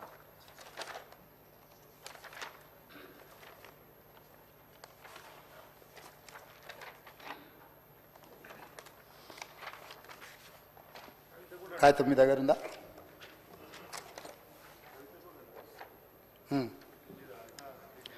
ఢిల్లీకి ఏమైనా గోటీలు ఆడుకోనికి పోతున్నా అధ్యక్ష. నేనేమన్నా 32 సార్లు పోయినా అధ్యక్ష ఢిల్లీకి, ఒక్కసారి కాదు. భవిష్యత్తులో ఇంకా 300 సార్లు అయినా పోతాం అధ్యక్ష. ఈ 15 నెలల్లో నేను 32 సార్లు ఢిల్లీకి పోయినా. 32 సార్లలో 3 సార్లు ప్రధానమంత్రిని కలిసిన, మిగతా అందరు కేంద్ర మంత్రులను కలిసిన, ఇంక్లూడింగ్ కిషన్ రెడ్డితో సహా, బండి సంజయ్తో సహా ప్రతి ఒక్కరిని కేంద్ర మంత్రులను కలిసినాం. అసలు కేంద్ర రాష్ట్ర ప్రభుత్వాల యొక్క సత్సంబంధాలు, రాజ్యాంగంలో పొందుపరిచిన విధానాలను వీళ్ళు మర్చిపోతే అధ్యక్ష. కేంద్ర రాష్ట్ర ప్రభుత్వాల మధ్యలో ఉండాల్సిన, కొనసాగించాల్సిన సత్సంబంధాలు, కేంద్ర ప్రభుత్వ పరిధిలో ఉండే అంశాలు, రాష్ట్ర ప్రభుత్వ పరిధిలో ఉండే అంశాలు, కేంద్రం రాష్ట్ర పరిధిలో ఇద్దరిలో కలిసి ఉండే అంశాల ప్రాతిపదికన నిర్ణయాలు జరుగుతాయి అధ్యక్ష. అనుమతులు ఇవ్వాలి, నిధులు ఇవ్వాలి, దానికి సంబంధించిన విషయాలను మనం కేంద్రానికి విడమర్చి చెప్పాలి. ఈరోజు నేను ఢిల్లీకి వెళ్ళినప్పుడల్లా ఢిల్లీకి పోయినా కలిసిన నరేంద్ర మోడీ గారిని, దేశ ప్రధానమంత్రి. ఈ దేశ ప్రధానమంత్రిని గౌరవించే సంస్కృతి నాకున్నది, మీకు లేకపోవచ్చు. మీరు కేసుల కోసమే చీకట్లో గెలుచుకుంటూ ఉండొచ్చు. మీరు మీ సంపాదనను కాపాడుకోవడానికి మీరు ఎవరైనా కాళ్ళు పట్టుకోవచ్చు. నాకే ఉంది, బాజాప్తా కలిసిన బడబాయ్ అన్నాడు. Yes, on the floor on record. నేను మళ్ళొకసారి చెప్పదలుచుకుని, దేశ ప్రధానమంత్రి ఏ రాష్ట్ర ముఖ్యమంత్రికైనా పెద్దన్న లాంటి వాడే. రాష్ట్రాల ముఖ్యమంత్రులు రాష్ట్రాల కూడికనే కేంద్రము. రాష్ట్రాలలో ఉండే ముఖ్యమంత్రులకు ప్రధానమంత్రి పెద్దన్న లాంటి వాడు. ప్రధానమంత్రి తీసుకునే నిర్ణయాలు, కేంద్ర మంత్రివర్గం తీసుకునే నిర్ణయాలకు రాష్ట్రాల అభివృద్ధి కోసం ఉపయోగపడుతుంది. ఇందులో రాజకీయం ఏముంది అధ్యక్ష? రాజకీయాలు వచ్చినప్పుడు ఆయన భారతీయ జనతా పార్టీ నాయకుడు, నేను కాంగ్రెస్ పార్టీ నాయకుడిని. నా పార్టీ ప్లాట్ఫామ్ మీదకి వచ్చినప్పుడు నా పార్టీ విధానం మాట్లాడతా. ప్రభుత్వం వచ్చినప్పుడు కేంద్ర ప్రభుత్వం తీసుకోవాల్సిన సహకారం తీసుకుంటా. వెళ్ళినప్పుడు శంకర్ వచ్చిండు మిత్రుడు కొన్నిసార్లు. రేపు వెళ్ళాలి చూస్తే మహేశ్వర్ రెడ్డి గారిని అయినా తీసుకొని వెళ్తా. ఒకవేళ వాళ్ళకి పరిచయాలు ఉన్నాయి, దానివల్ల తెలంగాణ రాష్ట్రానికి ఉపయోగపడతాను. కిషన్ రెడ్డి గారిని 4 సార్లు కలిసినాం, మాట్లాడినాం, 5 సార్లు మాట్లాడినాం. నాకేముంది అధ్యక్ష? ప్రజలు నిర్మలా సీతారామన్ గారిని లేకపోతే అమిత్ షా గారిని అందరినీ కలిసిన అధ్యక్ష. నేను కలవని మంత్రి ఎవరైనా కేంద్రంలో ఉన్నాడా? ఈ తెలంగాణ రాష్ట్రానికి సాధించుకోవాల్సిన అనుమతుల విషయంలో, నిధుల విషయంలో కేంద్రంలో ఉన్న ప్రతి ఒక్కరిని కలిసిన, ప్రధానమంత్రి గారిని కలిసి నివేదికిచ్చి అక్కడి నుంచి మంత్రులకు పంపించి మంత్రులతోని ఫాలో అప్ చేసి, నేను ఒక ఐఏఎస్ ఆఫీసర్ కంటే ఎక్కువ, ఒక క్లర్క్ కంటే ఎక్కువ ప్రతి టేబుల్ దగ్గరకు పోయి తెలంగాణ రాష్ట్రానికి కావాల్సిన వాటి కోసం నేను ప్రయత్నం చేసిన అధ్యక్ష. తప్ప నేను పోయి వచ్చినందుకు నేను సాధించింది వరంగల్ ఎయిర్పోర్ట్ నేను తెచ్చింది కాదు అధ్యక్ష. రీజనల్ రింగ్ రోడ్డు నార్త్ ఉత్తర భాగం టెండర్లకు వచ్చింది నా వల్ల కాదు అధ్యక్ష. 4,000 కోట్ల ప్రపంచ బ్యాంక్ హెల్త్ ప్రాజెక్టు అప్రూవల్ తీసుకొచ్చింది నేను కాదు అధ్యక్ష. డిఫెన్స్ ల్యాండ్స్ ఎక్స్చేంజ్ కంటోన్మెంట్లో రాజశేఖర రెడ్డి గారు ఉన్నప్పుడు, మన్మోహన్ సింగ్ గారు ఉన్నప్పటి నుంచి 20 ఏళ్ళ నుంచి మొదలు పెడితే ఈ రోజు వరకు కంటోన్మెంట్లో డిఫెన్స్ ల్యాండ్స్ రాలేదు అధ్యక్ష. వీళ్ళు 10 ఏళ్ళు కూడా వేయలేకపోయారు అధ్యక్ష. నేను పోయి ఢిల్లీకి పోయి నరేంద్ర మోడీ గారిని కలిసి, రాజ్నాథ్ సింగ్ గారిని కలిసి, ఉత్తర తెలంగాణ మొత్తం అక్కడికి వస్తేనే బాటిల్ నెక్ అవుతుంది. రాజీవ్ రహదారి నుంచి మొదలు పెడితే అక్కడి నుంచి వస్తే ట్రాఫిక్ అంతా అక్కడ జామ్ అవుతుంది, మీరు ఇవ్వాల్సిందే అనుమతి అని వాళ్ళని అడిగితే, రాజ్నాథ్ సింగ్ గారు పెద్ద మనసు చేసుకొని 160 ఎకరాల రక్షణ శాఖకు సంబంధించిన భూ బదలాయింపు తెలంగాణ రాష్ట్రానికి చేసిండు. చేసినప్పుడు నేను అభినందించొద్దా అధ్యక్ష రాజ్నాథ్ సింగ్ గారిని? తప్పేముంది అధ్యక్ష? తెలంగాణ రాష్ట్ర ప్రయోజనాల కోసం, అభివృద్ధి కోసం ఒక మంత్రి సహకరించినప్పుడు ఆ మంత్రి మాకు సహకరించిందని చెప్పడానికి బేసిజాలు ఎందుకు అధ్యక్ష? విధానపరమైన అంశాలలో మాకు వేరే అభిప్రాయం ఉండొచ్చు, కానీ అభివృద్ధికి వచ్చినప్పుడు తెలంగాణకు సహకరించిన వాళ్ళను మనం ఎందుకు అభినందించొద్దు అధ్యక్ష? ఈరోజు డిఫెన్స్ ల్యాండ్స్ని సాధిస్తే ఆయన ఎప్పుడో 2015-16లో పోయి కాగితం ఇచ్చి వచ్చినా దాని ట్విట్టర్లో పెడతాడు. అసలు కొంచెమన్నా అదేదో మా ఆది శ్రీనివాస్ అన్నది ఉండాలి కదా అధ్యక్ష. అరే నేను పోయి కూర్చొని మంత్రులను కలిసి, అధికారులను పిలిచి, ఆయన పాపం పెద్ద మంచి రాజ్నాథ్ సింగ్ గారు అందరిని పిలిచి సమీక్ష చేసి, అరే యంగ్ చీఫ్ మినిస్టర్ వచ్చినాయి, మనం చేయాలి, తెలంగాణకు మనం చేయాల్సిన అవసరం కూడా ఉందని ఆయన పిలిచి ఇస్తే దాన్ని తప్పుపడతారు రాజ్నాథ్ సింగ్ గారిని కలిసిందని. అదేవిధంగా Indian institute of handloom technology Piyush గోయల్ని కలిసి 10 ఏళ్ళు మీరు దేలేంది, ఆంధ్రప్రదేశ్లో నెల్లూరు దగ్గర ఉంది అధ్యక్ష Indian institute of handloom technology. ఇవ్వడానికి ఇక్కడ చదువుకోవాలంటే నెల్లూరు పోవాలి. నేను వెళ్ళి పీయూష్ గోయల్ని కలిసి నేను సాధించుకొని వచ్చిన అధ్యక్ష. దానికి కొండా లక్ష్మణ్ బాపూజీ పేరు పెట్టాను. అదేవిధంగా పిఎం మిత్ర పార్క్ వరంగల్ ఏదైతే టెక్స్టైల్ పార్క్ ఉందో దానికి పెండింగ్ నిధులు ఉంటే సాధించుకొని వచ్చిన. నిమ్స్ జైరాబాద్కి 1,200 కోట్లు ప్రాజెక్ట్ అప్రూవల్ కాదు, 1,200 కోట్లు తీసుకొచ్చిన అధ్యక్ష. అదేవిధంగా కాచిపేట రైల్వే కోచ్ ఫ్యాక్టరీ 2014లో పునర్విభజన చట్టంలో పొందుపరిచిన రైల్వే కోచ్ ఫ్యాక్టరీ 10 ఏళ్ళు నువ్వు సాధించకపోతే పల్లికలు ఇచ్చుకుంటే కూర్చుంటే ఢిల్లీకి వెళ్ళి అశ్విని వైష్ణవ్తో నేను మాట్లాడి ఈరోజు రైల్వే కోచ్ ఫ్యాక్టరీని కేంద్ర ప్రభుత్వం నుంచి మనం సాధించుకున్నాం అధ్యక్ష. ఇవాళ మెట్రో రైల్ ఎక్స్టెన్షన్ మీద మనము కేంద్ర ప్రభుత్వాన్ని సంప్రదిస్తున్నాం. రీజనల్ రింగ్ రోడ్ సదరన్ పార్ట్కు మనం అడుగుతున్నాం. మూసీ నది పరివాహక ప్రాంతంలో నిధుల కోసం ఈరోజు కేంద్ర ప్రభుత్వాన్ని పదే సంప్రదిస్తున్నాం. రేపు జరగబోయే భారత్ సమ్మిట్, ఏప్రిల్లో జరగబోయే భారత్ సమ్మిట్ 100 ప్రపంచ దేశాల నుంచి మేధావులందరూ తెలంగాణకు వచ్చి తెలంగాణ రైజింగ్ 2050 పాలసీ డాక్యుమెంట్లో పార్టిసిపేట్ చేయడానికి ప్రపంచంలో ఉన్న 100 దేశాలకు సంబంధించిన ప్రతినిధులు, పాలనలో ఉన్న వాళ్ళని తెలంగాణ రాష్ట్రానికి ఆహ్వానించడం. మీరు విదేశాంగ శాఖ మాకు సహకరించాలని జైశంకర్ను కలిసి రిక్వెస్ట్ చేసినాం. మే 7 నుంచి మే 31 వరకు ప్రపంచ మిస్ వరల్డ్ ప్రపంచ అందగత్తెల పోటీ మన హైదరాబాద్ నగరంలో నిర్వహించబోతున్నాం అధ్యక్ష. 72 సార్లు నిర్వహిస్తే ఈ దేశంలో ఒక్కసారి అమితాబ్ బచ్చన్ ఒక్కసారి ముంబైలో చేసిండు అధ్యక్ష. ప్రపంచ దేశాలలో జరిగింది అధ్యక్ష. ఇవాళ ఈ హైదరాబాద్ నగరం మన టూరిజాన్ని ప్రపంచ దేశాలకు తెలియజెప్పడానికి టూరిజం డిపార్ట్మెంట్ నేతృత్వంలో ప్రపంచ దేశాల అందగత్తెల పోటీలు ఇవాళ హైదరాబాద్ నగరంలో మనం తీసుకొచ్చినాం అధ్యక్ష. మిస్ వరల్డ్, మే 7th నుంచి మే 31 వరకు హైదరాబాద్ నగరంలో జరగబోతుంది. 140 దేశాలకు సంబంధించిన ప్రతినిధులు 3000 టీవీ ఛానల్స్, మీడియా ఛానల్స్ ఇవాళ నెల రోజులు తెలంగాణ రాష్ట్రంలో ఉండబోతున్నాయి అధ్యక్ష. వాటికి సంబంధించిన క్లియరెన్స్లు గవర్నమెంట్ ఆఫ్ ఇండియా నుంచి తీసుకోవడానికి ఎక్కడ ఇబ్బంది జరగొద్దు అని చెప్పి జయశంకర్ గారిని కలిసిన అధ్యక్ష. స్టేట్ ఇంట్రెస్ట్లో నేను ఢిల్లీకి వెళ్తే నేను ఇంకోసారి లెక్క చెప్తా అధ్యక్ష. నేను ఎప్పుడు అయినా కమర్షియల్ ఫ్లైట్లో 1-2 సార్లు ఏమైనా చార్టర్ ఫ్లైట్లో పోయినేమో, ఎప్పుడు అయినా సామాన్యులతో పాటు కమర్షియల్ ఫ్లైట్లో మామూలు టికెట్ కొనుక్కొని పోయినా అధ్యక్ష. ఎన్నిసార్లు నేను మీలాగా దుబారా చేయలే. ఏడికి పోయినా దేవుడికి మొక్కుతే గవర్నమెంట్ పైసలు ఇస్తాం, మొక్కుడేమో ఈయన, పైసలేమో గవర్నమెంట్వి. కిలోల కొద్ది బంగారము మొక్కు ఏదైనా ఉంటే వ్యక్తిగతం అధ్యక్ష. ప్రభుత్వం సొమ్ముతో ఎవరు మొక్కుబడులు తీర్చుకోరు అధ్యక్ష. ఏడికి పోయినా ఆయన చార్టర్ ఫ్లైట్లలో పోయి నేనేమన్నా అట్లా దుబారా చేసిన అధ్యక్ష, లెక్క తీస్తాం, దాన్ని కూడా లెక్క తీస్తాం. మీరు ఎన్నిసార్లు పోయారు, ఎక్కడెక్కడికి పోయారు, నేను ఎక్కడికి పోయినా, నేను పోయినప్పుడల్లా ఏం సాధించుకొని వచ్చినా, ఏం తెచ్చినా. మీ కడపమంటేందో నాకు అర్థం కావట్లేదు అధ్యక్ష. కేంద్ర ప్రభుత్వంతో సత్సంబంధాలు ఉండి మోడీ గారితో నవ్వుకుంటూ ఫోటో దిగితే చూసినావా, మోడీతో ఫోటో దిగిండి అని. అంటే ఆయన ప్రధానమంత్రి, సహకారం అడుగుతున్నాం మనము ముఖ్యమంత్రిగా. రాని విషయాలు ఏమన్నా ఉంటే మనం పోరాడుతున్నాము. పోరాటంలో ఏమన్నా వెనకాడి చేసినామా? అదేవిధంగా పూడూరులో 10 ఏళ్ళు నువ్వు పక్కన పెడితే లో ఫ్రీక్వెన్సీ నేవీ రాడార్ స్టేషన్ మీకు తెలుసు, తమరికి పక్కనే పూడూరు దగ్గర 3000 ఎకరాలు. దేశ భద్రతకు సంబంధించి 10 ఏళ్ళు నువ్వు అడ్డం పెట్టి ఆ ప్రాజెక్టును పక్కన పెట్టినావు. ఆ ప్రాజెక్ట్ ఎంత కీలకం అంటే బే ఆఫ్ బెంగాల్లో ఎక్కడైనా శత్రు దేశాల నుంచి సంబంధించిన ఏదైనా ప్రమాదం ఈ దేశానికి పొంచి ఉంటే అక్కడ చిన్న కదలిక కదిలినా ఇక్కడ నుంచి రీడ్ చేసి ఎంబడే మన నిఘా వ్యవస్థలను అప్రమత్తం చేయడానికి అవసరమైన ప్రాజెక్ట్ అది. 3000 కోట్ల రూపాయలతో ఇక్కడ జరిగితే నువ్వు పెండింగ్ పెడితే తక్షణమే ఆ 3000 ఎకరాల భూమిని క్లియర్ చేసి ఆ ప్రాజెక్టును తీసుకొచ్చి ఈరోజు దేశ భద్రత విషయంలో రాజకీయాలకు అతీతంగా నేను వ్యవహరిస్తే నువ్వు ధర్నా చేస్తావా? ఈ దేశమే భద్రంగా లేకపోతే, ఈ దేశానికి రక్షణ లేకపోతే, ఈ దేశాన్ని రక్షించే సైనికులకు సహకరించకపోతే నీకు దేశభక్తి ఉన్నట్ట, లేకపోతే దేశ ద్రోహివా నువ్వు అని నేను అడుగుతున్నా అధ్యక్ష ప్రతిపక్ష పార్టీని. నాకేముంది అధ్యక్ష, అక్కడ నేవీ లో ఫ్రీక్వెన్సీ నేవీ రాడార్ స్టేషన్ కడితే నాకేమైనా కాంట్రాక్ట్ వస్తుందా అధ్యక్ష? ఈ దేశ భద్రత అధ్యక్ష. రాజ్నాథ్ సింగ్ గారు, నరేంద్ర మోడీ గారు వాళ్ళ ఇంటి కోసం కట్టడం లేదు కదా అధ్యక్ష. రాహుల్ గాంధీ గారు లేకపోతే ఇంకొకరు వాళ్ళ కోసం కట్టట్లేదు కదా అధ్యక్ష.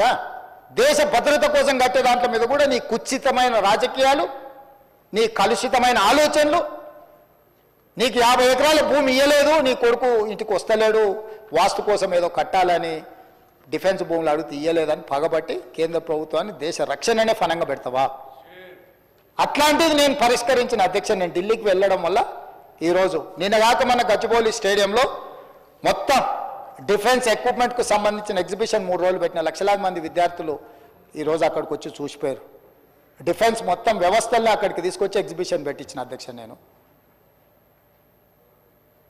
ట్రై నేషనల్ ఫుట్బాల్ ఈవెంట్స్ నేను ఇక్కడ ఆర్గనైజ్ చేసిన అధ్యక్ష స్పోర్ట్స్ కోసం. నేను ప్రధానమంత్రిని కలిసి లెటర్ ఇచ్చిన అధ్యక్ష. 2036లో జరగబోయే ఒలింపిక్ గేమ్స్ మా హైదరాబాద్ నగరంలో నిర్వహించాలి. క్రీడాకారులను మేము తయారు చేస్తాం. మేము young India sports university, young India sports అకాడమీని స్టార్ట్ చేసినాం. సౌత్ కొరియాతో ఒప్పందం చేసినాం, ఆస్ట్రేలియాతో ఒప్పందం చేసినాం. క్రీడాకారులను ఉత్పత్తి చేసే రాష్ట్రంగా తెలంగాణ ఉంటే దేశంలో ఉండే ఏ క్రీడాకారునికైనా మేము శిక్షణ ఇచ్చే వ్యవస్థ తెలంగాణ రాష్ట్రంలో చేస్తున్నాం. మాకు అవకాశం ఇవ్వడానికి కేంద్ర ప్రభుత్వాన్ని నేను అడగొచ్చిన. స్పోర్ట్స్ మినిస్టర్ విజిట్కి వస్తున్నాడు. స్పోర్ట్స్ మినిస్టర్ కొన్ని ఫండ్స్ కూడా మనకు రిలీజ్ చేస్తా అని ఒప్పుకున్నాడు అధ్యక్ష మాల్వియా. సో మా రిలేషన్ రాష్ట్ర ప్రయోజనాలకు ఉపయోగపడాలి, రాష్ట్రాన్ని అభివృద్ధి పదం వైపు నడిపించాలని మేము ప్రయత్నం చేస్తుంటే మీరు అందులో కూడా మీ వంకర ఆలోచనలనే పెట్టి వంకర టింకర్గా ఆలోచన చేసి ఎంతకాలం ఈ వంకర టింకర రాజకీయాలతో బతుకుతారు, కాలం వెల్లదీస్తారని నేను అడగదలుచుకున్నా అధ్యక్ష. అదేవిధంగా అధ్యక్ష పెట్టుబడులు శ్రీధర్ బాబు గారు నేను ముఖ్యమంత్రి అయిన 1.5 మంత్లనే దావోస్కి వెళ్ళినాం. 40,000 కోట్ల రూపాయలు పెట్టుబడులు తెచ్చినాం. ఆ తర్వాత మొన్న 2025 జనవరిలో వెళ్ళినాం. 1,78,000 కోట్ల రూపాయలు పెట్టుబడులు తీసుకొచ్చినాం. ఈ 15 నెలల 2,20,000 కోట్ల రూపాయలు మేము పెట్టుబడులు ఈ రాష్ట్రానికి తీసుకొచ్చినాం. అమెజాన్ లాంటి కంపెనీలు 60,000 కోట్లు తెలంగాణ రాష్ట్రంలో పెట్టుబడి పెట్టింది బికాజ్ ఆఫ్ అవర్ పాలసీస్. 10 ఏళ్ళు నువ్వు పాలసీ లేకుండా ప్రభుత్వాన్ని నడిపినావు. నచ్చితే నజరానా లేకపోతే జుర్మానా విధానంతో తెలంగాణ రాష్ట్రాన్ని మొత్తం సర్వనాశనం చేసినావు. నచ్చితే నజరానా లేకపోతే జుర్మానా విధానాన్ని రద్దు చేసి తెలంగాణ స్టేట్ గవర్నమెంట్ ఒక పాలసీ ఉన్నది, పాలసీ ఫ్రేమ్లో ఎవరు వచ్చినా వాళ్ళందరినీ మేము ఆదుకుంటాము, లేకపోతే అవకాశాలు ఇస్తామని చెప్పి ఎన్ని పాలసీలు చేసినాం అధ్యక్ష? ఎంఎస్ఎంఈ పాలసీ చేసినాం ఐటీ అండ్ ఇండస్ట్రీస్ నుంచి, clean and green energy policy చేసినాం ఎనర్జీ డిపార్ట్మెంట్ నుంచి, టూరిజం పాలసీ చేసినాం అక్కడి నుంచి, మైన్స్ పాలసీ చేసినాం, భూభారతి పాలసీ లా చేసినాం. ఇట్లా ప్రతిదీ మేము ఒక పాలసీ తీసుకొని విధానాలను తీసుకొని ఈరోజు ఈ పాలసీలో ఎవరు ఫిట్ ఇన్ అయితే వాళ్ళందరికీ అవకాశాలు ఇస్తామని మేము రాత్రి మొగళ్ళు పని చేసి అధికారులను సమన్వయం చేసుకొని మేము ముందుకు వెళ్తుంటే పరిపాలన మీద పట్టు రాలేదండి. పట్టు అంటే ఏంది అధ్యక్ష? ఉత్తగానే ముద్రేసి రాజయ్య గారిని ఉప ముఖ్యమంత్రి పదవి నుంచి తొలగించినట, ఈటెల రాజేందర్ని ఎత్తి బయట పడేసినట, నువ్వు పెట్టిన దొంగ సంతకాలు పెట్టకపోతే అధికారులను తీసేసినట. ఏంది పట్టు అంటే? పట్టు అంటే పాలసీస్లో అధ్యక్ష, నిర్ణయాలు, విధానపరమైన నిర్ణయాలు చేస్తే పట్టు వచ్చినట్టు అధ్యక్ష. 2 మంత్రులను తీసి బయట పడేస్తాను, 2 అధికారులను శిక్షిస్తాను పట్టు వచ్చినట్టు కాదు అధ్యక్ష. అట్లాంటి పట్టు గురించి నేను ఆలోచన చేస్తలేను అధ్యక్ష. అట్లాంటి పరిస్థితి అయితే ఫస్ట్ మిమ్మల్ని తీసి లోపలేయాల్సి వస్తుంది అధ్యక్ష, వాళ్ళని కాదు. పరిపాలన పారదర్శకంగా ఉండాలి, ప్రజలకు ఉపయోగపడాలి, ఆ విధానం మనం తీసుకురావాలని వాళ్ళ పాలసీ మేకింగ్లో మేము మా టైం అంతా స్పెండ్ చేసి మంత్రులందరినీ సమన్వయం చేసుకుంటున్నాం అధ్యక్ష. సివిల్ సప్లైస్లో కేంద్ర ప్రభుత్వం నుంచి రావాల్సిన నిధులు నువ్వు తెచ్చుకోకపోతే 10 మీటింగులు చేసిండు ఉత్తమ్ కుమార్ రెడ్డి గారు పోయి. ఈరోజు 2000 కోట్లు దాదాపుగా కేంద్రం నుంచి అదనంగా నిధులు నువ్వు వదిలేసిపోయినాయి, తెచ్చుకోరావాల్సి వస్తుంది. నువ్వు ఆ రోజు అప్పులు చేసి తెస్తే 1450 కోట్లు వదిలేసిపోతే 2000 కోట్లు మిత్తయింది సివిల్ సప్లైస్ కార్పొరేషన్లో. రోడ్లు నేషనల్ హైవేస్ నువ్వు పెండింగ్ పెట్టిపోతే వెంకటరెడ్డి గారు పోయి కూర్చొని నితిన్ గడ్కరీతో వారికి ఉన్న పరిచయాన్ని పెట్టి స్టేట్లో ఉండే national highways, Srisailam national highway కానీ, ఎలివేటెడ్ కారిడార్స్ కానీ వాటన్నిటినీ ఈరోజు ఎంబడిపడి పదే ఫాలో అప్ చేసి తెచ్చుకుంటారు అధ్యక్ష. నిరంతరం సంప్రదిస్తున్నాం అధ్యక్ష ప్రభుత్వంతో, మేము సంప్రదించుకుంటే ఈరోజు రోడ్లు వేయడానికి ప్రభుత్వం దగ్గర నిధులకి చూస్తే అన్నిటి బేసిస్ మీద ఈరోజు పంచాయతీరాజ్ ఆర్ఎండ్బి రోడ్లను అన్నిటిని కూడా ఒక పాలసీ తీసుకొచ్చి హ్యామ్ కింద ఈరోజు రోడ్లు ఇచ్చి ప్రతి గ్రామ పంచాయతీకి 12,000 పైచలు గ్రామ పంచాయతీలు ఉంటే నువ్వు 4-5 తండాలను గ్రామ పంచాయతీలు చేసిన గూడాలను. ఏ ఆ తండాల గూడాలకు ఒక్క రోడ్ అని ఉందా అధ్యక్ష? ఇవాళ తండాలను గూడాలను గ్రామ పంచాయతీలు చేసి గ్రామ కార్యాలయాలు లేవు, రోడ్డు లేదు, తాగడానికి నీళ్లు లేవు. వాటిని గ్రామ పంచాయతీలను బోర్డు తగిలిచ్చి వాళ్ళని తన్నుకునేటట్టు చేసి ఈరోజు సర్వం దెబ్బతీస్తే ప్రతి గ్రామ పంచాయతీకి కనీసం ఒక బీటీ రోడ్డు ఉండాలి మండల కేంద్రానికి అని ఒక విధానాన్ని తీసుకొచ్చి ఈరోజు రాష్ట్రం మొత్తం ఎట్ ఏ టైం హ్యామ్ విధానంలో, అదేవిధంగా మండలం నుంచి జిల్లా కేంద్రాలకు డబుల్ రోడ్డు ఉండాలి, జిల్లా కేంద్రం నుంచి రాష్ట్ర రాజధానికి 4 లైన్ ఉండాలి అని ఈరోజు హ్యామ్లో పాలసీ తీసుకొచ్చి ఈరోజు చేస్తున్నాం అధ్యక్ష. ఒక పాలసీ చేయాలంటే మీకు తెలియదు అధ్యక్ష ఎంత సమయం పడుతుందో, ఎన్ని రకాలుగా మనం చూసుకోవాలో. ఇలాంటి కలుషితమైన మనుషులు ఉండి ఏదైనా ఆరోపణ చేయాలని చేస్తుంటే ఈరోజు మేము తీసుకొస్తున్న విధానాలు మీకు తెలియదు అధ్యక్ష. హైదరాబాద్ నగరంలో ఔటర్ రింగ్ రోడ్డు లోపల గ్రామ పంచాయతీ ఉంది, మున్సిపాలిటీ ఉంది, మున్సిపల్ కార్పొరేషన్ ఉంది, జిహెచ్ఎంసీ ఉంది అధ్యక్ష.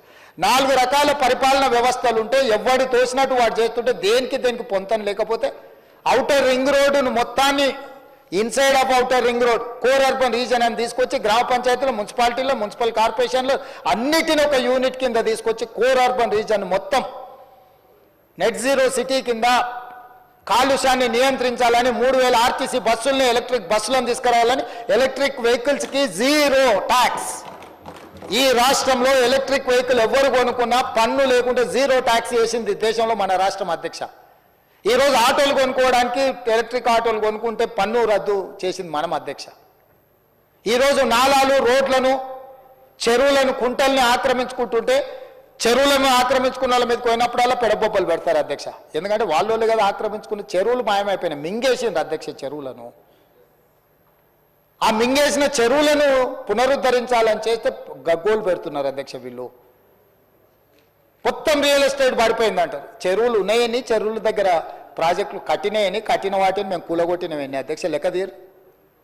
మీరు చేసిన దుర్మార్గం వల్ల డిమాండ్ అండ్ సప్లైలా ఒక ఎకరాకి 5 లక్షల స్క్వేర్ ఫీట్ అనుమతులు ఇవ్వడంతో ఒక 25 ఎకరాలలో 3200 అపార్ట్మెంట్స్ వచ్చినాయి అధ్యక్ష. ప్రతి అపార్ట్మెంట్కి 3 కార్లు వేస్తే 10,000 కార్లు ఒక 25 ఎకరాలలో ఉంటున్నాయి అధ్యక్ష. పొద్దుగాల 9:30కి ఆఫీస్కి వెళ్ళడానికి అందులో 1/3 ఒక 25 ఎకరాలలో ఉన్న కార్లు రోడ్డు ఎక్కితే 3,500 కార్లు రోడ్డు ఎక్కుతున్నాయి అధ్యక్ష అరగంటలా. అట్లాంటి 30 వెంచర్లు ఒక దగ్గర ఉంటే 30 లక్ష కార్లు రోడ్డు ఎక్కితే అసలు ట్రాఫిక్ ఉంటుందా? ఈ అపార్ట్మెంట్స్కు తగ్గట్టు డ్రైనేజ్ వ్యవస్థ ఉందా? ఈ 3,000 అపార్ట్మెంట్లలో ఒక్కొక్క అపార్ట్మెంట్లో 5 ఏసీలు పెట్టుకుంటే ఆ ఏసీలతో ఉత్పన్నమయ్యే కాలుష్యం ఎంత అని నేను అడుగుతున్నా అధ్యక్ష. ఎట్లా అధ్యక్ష? ఎట్లా ఈ నగరాన్ని సర్వనాశనం చేసి కమిషన్లు ఇస్తారు, 10% 20% కమిషన్లు తీసుకొని అనుమతులు ఇచ్చి ఇవాళ మొత్తం హై రైజ్డ్ కట్టొద్దంటలేము అధ్యక్ష. ఆకాశ హర్మాలు కట్టాలి. గతంలో కాంగ్రెస్ పాలసీ తెచ్చింది. ఆకాశ హర్మాలు కట్టాలంటే విడుతు తగ్గాలి, పొడుగు పెరగాలి, ఓపెన్ ఏరియా ఎక్కువ ఉండాలి. ప్రతి ఎకరాకు ఎంత స్క్వేర్ ఫీట్ నువ్వు అనుమతిస్తున్నావు అనేది లెక్క అధ్యక్ష. ఎంత హైట్ పోతున్నావని కాదు. ఒకప్పుడు 125,000 150,000 స్క్వేర్ ఫీట్ అనుమతి ఉంటే ఒక ఎకరాకి. ఈ దుర్మార్గుడు మున్సిపల్ శాఖ మంత్రి అయినాక 5 లక్షలకు పెంచి 1,00,000 స్క్వేర్ ఫీట్ కమిషన్ల కింద కొట్టేసిన చరిత్ర వాళ్ళది అధ్యక్ష. ఎన్ని ఇచ్చినో అన్నిటి మీద చిత్తశుద్ధి ఉంటే రా సభకు వచ్చి నువ్వు ఇచ్చిన అనుమతులు ఏంటి, అనుమతుల వెనకాల జరిగిన కుంభకోణం ఏంటి, విచారణకు రా వచ్చి నువ్వు డిమాండ్ చేయి, అప్పుడు చెప్తా నీ సంగతి. ఈ రకంగా ఈరోజు అందుకే outer ring road inside core urban reason, outer ring road out side up to regional ring road వరకు సెమీ అర్బన్ రీజన్, RRR నుంచి అవతల రూరల్, ఇక్కడున్న పరిశ్రమలన్నిటిని కూడా బయటకు తరలించాలి. పారిశ్రామిక వాడల్ని ఇవ్వాలి, పెట్టుబడులు పెట్టాలి, ఉద్యోగాలు పెంచాలి, ఉపాధి అవకాశాలు కల్పించాలని ఒక బృహత్ ప్రణాళిక తీసుకొస్తున్నాం. ఒక ఫ్యూచర్ సిటీనే నిర్మించుకుంటున్నాం అధ్యక్ష. దానికోసం ఫ్యూచర్ సిటీ డెవలప్మెంట్ అథారిటీని క్రియేట్ చేసినాం అధ్యక్ష. ఒక ప్రత్యేకమైన ప్రణాళిక ద్వారా నాగార్జున సాగర్ రోడ్ నుంచి శ్రీశైలం రోడ్డు మధ్యలో 56 రెవెన్యూ విలేజ్లు 74 గ్రామాలను ఒక ఫ్యూచర్ సిటీ కింద 1,00,000 పైన ఎకరాలతో ఒక అద్భుతమైన నగరాన్ని ఒకప్పుడు ఎప్పుడో చండీగఢ్ నిర్మించిన ప్రణాళికబద్ధంగా అని చెప్తారు అధ్యక్ష. ఈ దేశంలో మళ్ళీ ఆ తర్వాత ఒక ప్రణాళికబద్ధమైన నగరం రాలేదు. అమరావతిలో వాళ్ళు ఏదో ప్రయత్నం చేశారు, అది ఆగిపోయింది. ఈరోజు మనం ఒక ఫ్యూచర్ సిటీ డెవలప్మెంట్ అథారిటీని క్రియేట్ చేసి ప్రపంచ దేశాలతో పోటీ పడే ఒక గొప్ప నగరంగా నెట్ జీరో సిటీ, కాలుష్యం లేని పర్యావరణ పరిరక్షణతో ఒక సిటీని నిర్మించాలని ఇలా ప్రయత్నం చేస్తే దానికి కాళ్ళు అడ్డం పెడతారు అధ్యక్ష. HMDA చేస్తే దానికి కాళ్ళు అడ్డం పెడతారు అధ్యక్ష. అసలు అంటే ఏది జరగొద్దు అంటారు అధ్యక్ష. నేను ఒకటే మాట అడగదలుచుకున్నా అధ్యక్ష. పరిశ్రమలు రావద్దు, అభివృద్ధి జరగొద్దు, నగరాలు నిర్మించొద్దు, మూసీని ప్రక్షాళన చేయొద్దు, మెట్రో విస్తరించొద్దు, రీజనల్ రింగ్ రోడ్డు ఇవ్వద్దు, రీజనల్ రింగ్ రైలు వద్దు, డ్రై పోర్ట్ వద్దు, ఆంధ్రప్రదేశ్లో ఉండే పోర్ట్కి dedicated national highway, greenfield national highway వద్దు, రైల్వే లైన్ వద్దు. ఏది వద్దు అని అంటే తెలంగాణ రాష్ట్రం దివాళా తీయదా అధ్యక్ష? ప్రతిపక్షంగా వాళ్ళు చెప్పాల్సిన లగచర్లు తమరి అమ్మమ్మ గారు ఊరు అధ్యక్ష, మీకు తెలుసు, పోలేపల్లి ఇవన్నీ తమరు అక్కడనే పెరిగిండ్రు.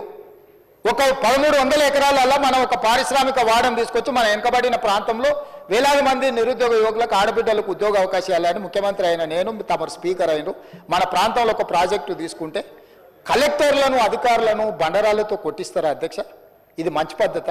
కొట్టిన వాళ్ళ మీద కేసు పెడితే దాని తప్పు అట్లా ఇది అంటారు. అంటే పోలీసులు ఏం చేస్తారు అధ్యక్ష?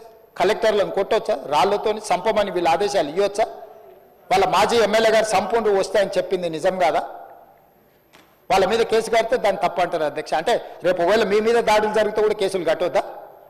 ఒకవేళ మీరు ఎక్కడైనా పర్యటనకు పోయినరు, సేమ్ అట్లనే అక్కడ కొంతమంది ప్రజలు మాకు పరిశ్రమలు కావాలి, పరిశ్రమలు పెట్టాలి అడ్డుకుంటున్నందుకు మిమ్మల్ని కూడా బండరాళ్ళతో కొడతామని మీ కార్ల మీద బండరాళ్ళు ఎత్తేసి మిమ్మల్ని చావు బతుకుల మధ్యలో పరిగెత్తిచ్చాను అనుకో ప్రజలు, అప్పుడు కూడా నేను కేసు పెట్టొద్దా? మరి చెప్పండి ఆ మాట. చెప్తే ఆటవిక రాజ్యానికి వదిలేద్దాం, ఎవరైనా దాడులు చేసుకోవచ్చు, ఎట్లయినా పోదాం. మీకు రక్షణ కావాలి, రక్షణ వలయం ఉండాలి, మిమ్మల్ని ప్రభుత్వాలు కాపాడాలి. కానీ ప్రభుత్వంలో 24 గంటలు పనిచేసే అధికారులను మేము కాపాడొద్దా? రెవెన్యూ సిబ్బందిని కానీ ఇతర శాఖ సిబ్బందిని మేము కాపాడొద్దా? దాడులు చేసిన దుర్మార్గుల మీద కేసులు కట్టొద్దా? ఎట్లా అధ్యక్ష చెప్పండి? దాడి అనేది దాడే. నీకు నిరసన తెలపడానికి ఇందిరా పార్క్ ఓపెన్ చేసినాం కదా ధర్నా చేయడానికి, మీరు మూసేస్తే ఇందిరా పార్క్ వచ్చి ధర్నా చేయండి, కూర్చోండి, నిరసన తెలపండి.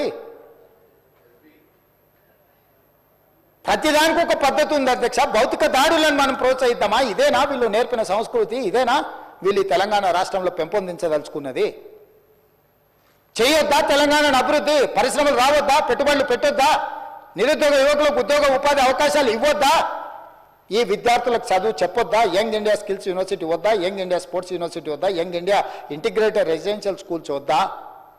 ఏం చేయాలో మీరు చెప్పండి అధ్యక్ష. వాళ్ళని చెప్పమని వచ్చి చంద్రశేఖరరావు గారిని రమ్మని పెద్దల్ని నేను మాటిస్తున్న అధ్యక్ష తమ ద్వారా చంద్రశేఖరరావు గారికి, నా సభ్యులందరికీ నేను చెప్తున్న, వారిని వచ్చి వారి గౌరవానికి భంగం కలిగించము, హుందాగా వ్యవహరిస్తాము, వారి అనుభవాన్ని రంగరించి సలహాలు సూచనలు ఇవ్వమనుండి 100% ఈ ప్రభుత్వం వారు సహేతుకమైన సలహా సూచనలు ఇస్తే పాటించడానికి సిద్ధంగా ఉన్నాము. అనుభవం కలిగినోడు కాబట్టి చెప్పమని ఉండ్రి.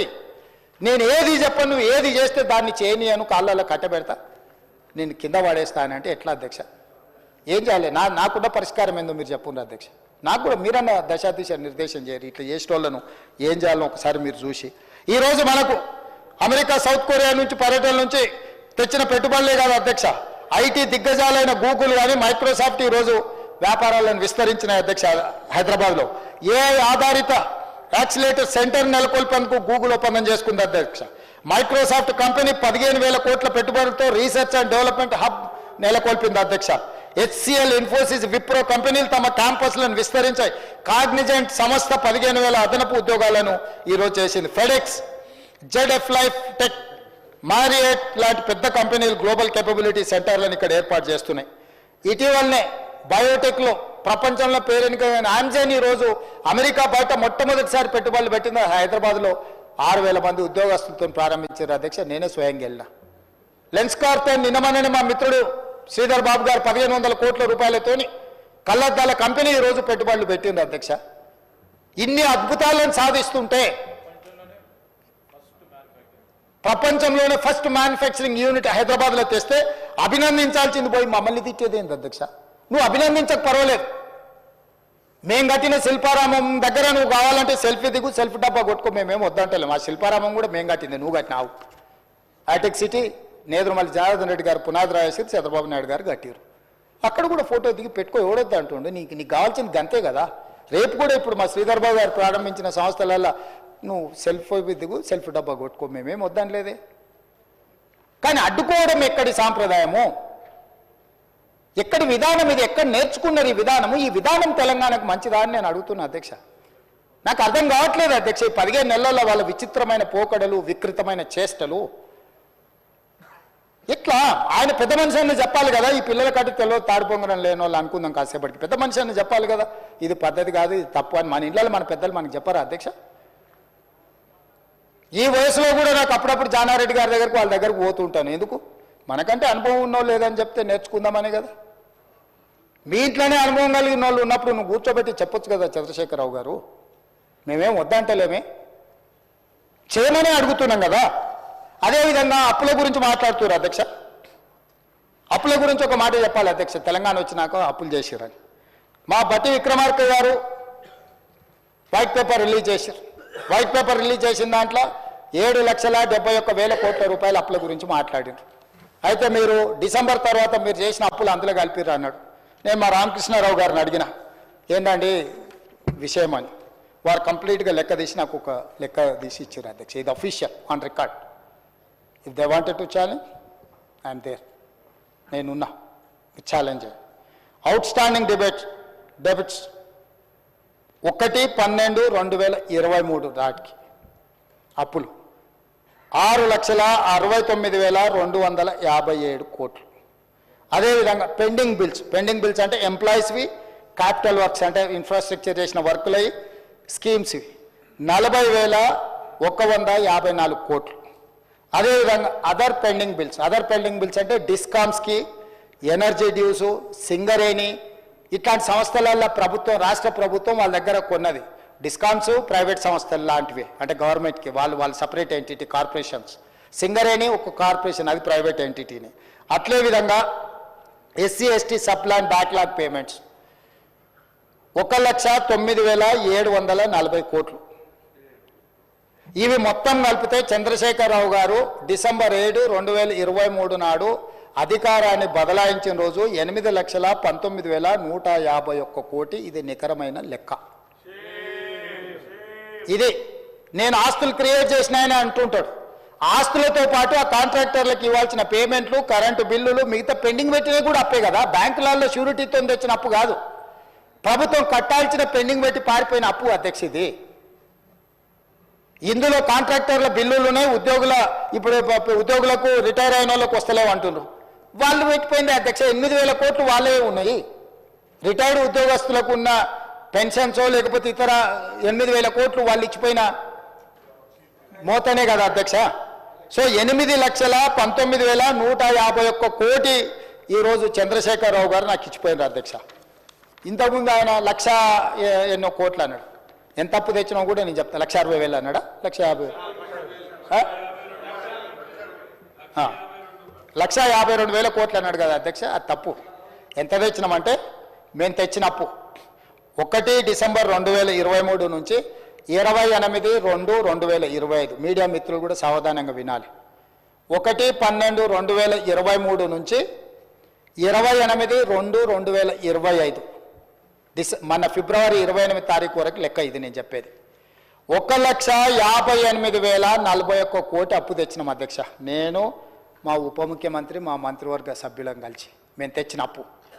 ఇందులో ప్రిన్సిపల్ అమౌంట్ పెయిడ్ అంటే చంద్రశేఖరరావు గారు చేసి పెట్టిన అప్పుకి మేము చెల్లించింది 88,591 కోటి. మళ్ళీ చెప్తున్నా అధ్యక్ష, చంద్రశేఖరరావు గారు తెచ్చిన అప్పులకు అసలు 88,591 కోటి మేము చెల్లించినాం. అదేవిధంగా మిత్తి 1/12/2023 నుంచి 28/2/2025 వరకు 64,768 కోట్ల రూపాయలు మిత్తి చెల్లించినాం అధ్యక్ష. అసలేమో 88,591 కోట్లు, మిత్తి 64,768 కోట్లు, మొత్తం కలిపి సరాసరి 1,53,359 కోట్లు చంద్రశేఖరరావు గారు చేసిన అప్పుకు అసలు మిత్తి కలిపి 15 నెలల్లో మేము చెల్లించినాం అధ్యక్ష. నిక్కరంగా మేము చేసిన అప్పు 4,682. వారు పెట్టిపోయిన లయబిలిటీని, వారు మాకు అందించిన ఒక జాడ్యాన్ని అప్పులు చెల్లించడం కోసం, అసలు చెల్లించడం కోసం, మిత్తి చెల్లించడం కోసం మళ్ళీ అప్పులు చేసి ఆ అప్పులను చెల్లించాల్సిన పరిస్థితి. ఈరోజు మేము చెల్లించింది పక్కన పెట్టి 1,52,000 కోట్లు అప్పు చేసిండ్రు, లేకపోతే 1,20,000 కోట్లు అప్పు చేసిండ్రు. మా మీద బురద చల్లే ప్రయత్నం చేస్తున్నారు. నీకు కన్ఫ్యూజన్ అక్కర్లేదు హరీష్ రావు గారు, లెక్క పక్కాగా చెప్తున్నా. 1,58,041 కోటి మేము అప్పు చేసినాము. నువ్వు నీ మామగారు చేసిన అప్పుకు అసలు 88,591 కోటి, మిత్తి 64,765 కోట్లు, మొత్తం కలిపి 1,53,359 కోట్ల రూపాయలు మేము చెల్లించినాము. ఇక ఈ రెండు కలిపితే ఒకవేళ నీ వాదననే కరెక్ట్ అయితే, హరీష్ రావు గారి వాదననే మేము చేసిన అప్పు కరెక్ట్ అయితే, ఈరోజు తెలంగాణ అప్పు ఎంత ఉండాలి అధ్యక్ష? మేము చెప్పిన అంటే వాళ్ళ కాంట్రాక్టర్లకు పెండింగ్ పెట్టిపోయింది, వాళ్ళు డిస్కామ్లకు, సింగరేణికి పెండింగ్ పెట్టిపోయింది పక్కన తీస్తే 6,69,257 కోట్లు ప్లస్ మేము చేసిన అప్పు 1,58,041 కోటి కలిపితే తెలంగాణ అప్పు ఎంత ఉండాలి ఈరోజు అంటే 8,27,298 కోట్లు ఉండాలి అధ్యక్ష. కానీ మరి ఈరోజు తెలంగాణ అప్పు ఎంత ఉంది అధ్యక్ష? 7,38,707 కోట్లు ఉంది అధ్యక్ష.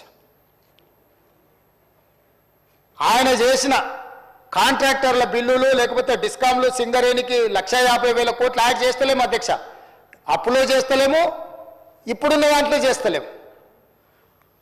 స్పష్టంగా ఈరోజు మేము చేసిన ప్రతి రూపాయి అప్పు, చంద్రశేఖరరావు గారు చేసిన అప్పుకు, తప్పులకు, ఆయన పరిపాలనలో తప్పులు చేసిండు, దీంట్లో అప్పులు చేసిండు. ఈ అప్పులను తప్పులను సరిదిద్దడానికి 15 నెలలు కాలగర్భంలో కలిసిపోయింది. మేము తెచ్చిన అప్పు మొత్తం ఆయన చేసిన అప్పులకు మిత్తిలకు కట్టడానికి మేము చేసినాం అధ్యక్ష. మేము ఎక్కడ దీన్ని అటుగా ఇటుగా వాడలే. వారు కూర్చుంటే మొత్తం వివరాలు డీటెయిల్గా ఒకరోజు అప్పుల మీదనే చర్చ చేద్దాం అధ్యక్ష. మీరు సమయం ఇవ్వండి, విడగొట్టి మాట్లాడదాం. ఏ సబ్జెక్టుకి ఆ సబ్జెక్టు. వ్యవసాయం ఒకరోజు తీసుకుందాం, మహిళలది ఒకరోజు తీసుకుందాం, నిరుద్యోగ యువకులది ఒకరోజు చర్చ తీసుకుందాం, ఒకరోజు అప్పుల మీద చర్చ తీసుకుందాం. అవసరమైతే రాత్రి 1 వరకు కాదు, తెల్లవారుజాము 4 వరకు కూడా సభ నడుపుదాం అధ్యక్ష, తమరు అనుమతిస్తే. అన్ని డీటెయిల్స్ నేను చెప్తాను అధ్యక్ష. నేను పారదర్శకంగా ఉండదలుచుకున్న అధ్యక్ష. అబద్ధాల పునాదుల మీద రాష్ట్ర ప్రభుత్వాన్ని నేను నడపదలుచుకోలేదు. మేము ఆకాశ సౌధలు నిర్మించదలుచుకోలేదు.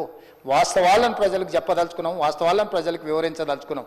మేము చేసింది చెప్తాం, చేయండి ఏదని ఉంటే ఏ రకంగా వాటిని చేయడానికి ప్రయత్నం చేస్తాం ప్రజలకు వివరిస్తాం అధ్యక్ష.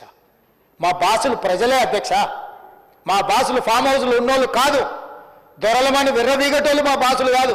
దళితులు, గిరిజనులు, ఆదివాసులు, తండాలలో, గూడాలలో, మారుమూల పల్లెల్లో ఉన్న బలైన వర్గాలు, మైనారిటీ వర్గాలు మా బాసులు. వాళ్ళకు మేము జవాబుదారీ అధ్యక్ష. వాళ్ళు మా బాసులు, వాళ్ళకి నేను సమాధానం చెప్తా అధ్యక్ష. చిన్న వయసులో నాకు ఒక గొప్ప అవకాశాన్ని ఇచ్చి ఇక్కడ కూర్చోబెట్టిన ప్రజలకు నేను జవాబుదారీ అధ్యక్ష. కానీ అడ్డగోలుగా మాట్లాడుతున్నప్పుడు వాస్తవాలను నేను చెప్పకపోతే ఇది తెలంగాణ సమాజానికి మేలు కాదని ఈరోజు నేను నిర్ణయం తీసుకొని అన్ని వివరాలు బయట పెడుతున్నా అధ్యక్ష. నేను సిద్ధం అధ్యక్ష. చంద్రశేఖరరావు గారు రమ్మని వారంత అనుభవం లేదు, వారంత వయసు లేదు, వాదనలో ఓడించమని ఉండే అధ్యక్ష. ఎన్ని అబద్ధాలు చెప్తాడు ఆయన, చేతనైన అనుభవాన్నంతా రంగరించి అబద్ధాలు చెప్పమని నాకున్న పరిమితమైన జ్ఞానంతో నేను నిజాలు చెప్తా అధ్యక్ష. చూద్దాం నిజం గెలుస్తుందో అబద్ధం గెలుస్తుందో. వారు అప్పుడప్పుడు వచ్చేసిండు అంటారు. వచ్చేసిండు. కురుక్షేత్రం తెలుసు కదా మహాభారతంలో అధ్యక్ష.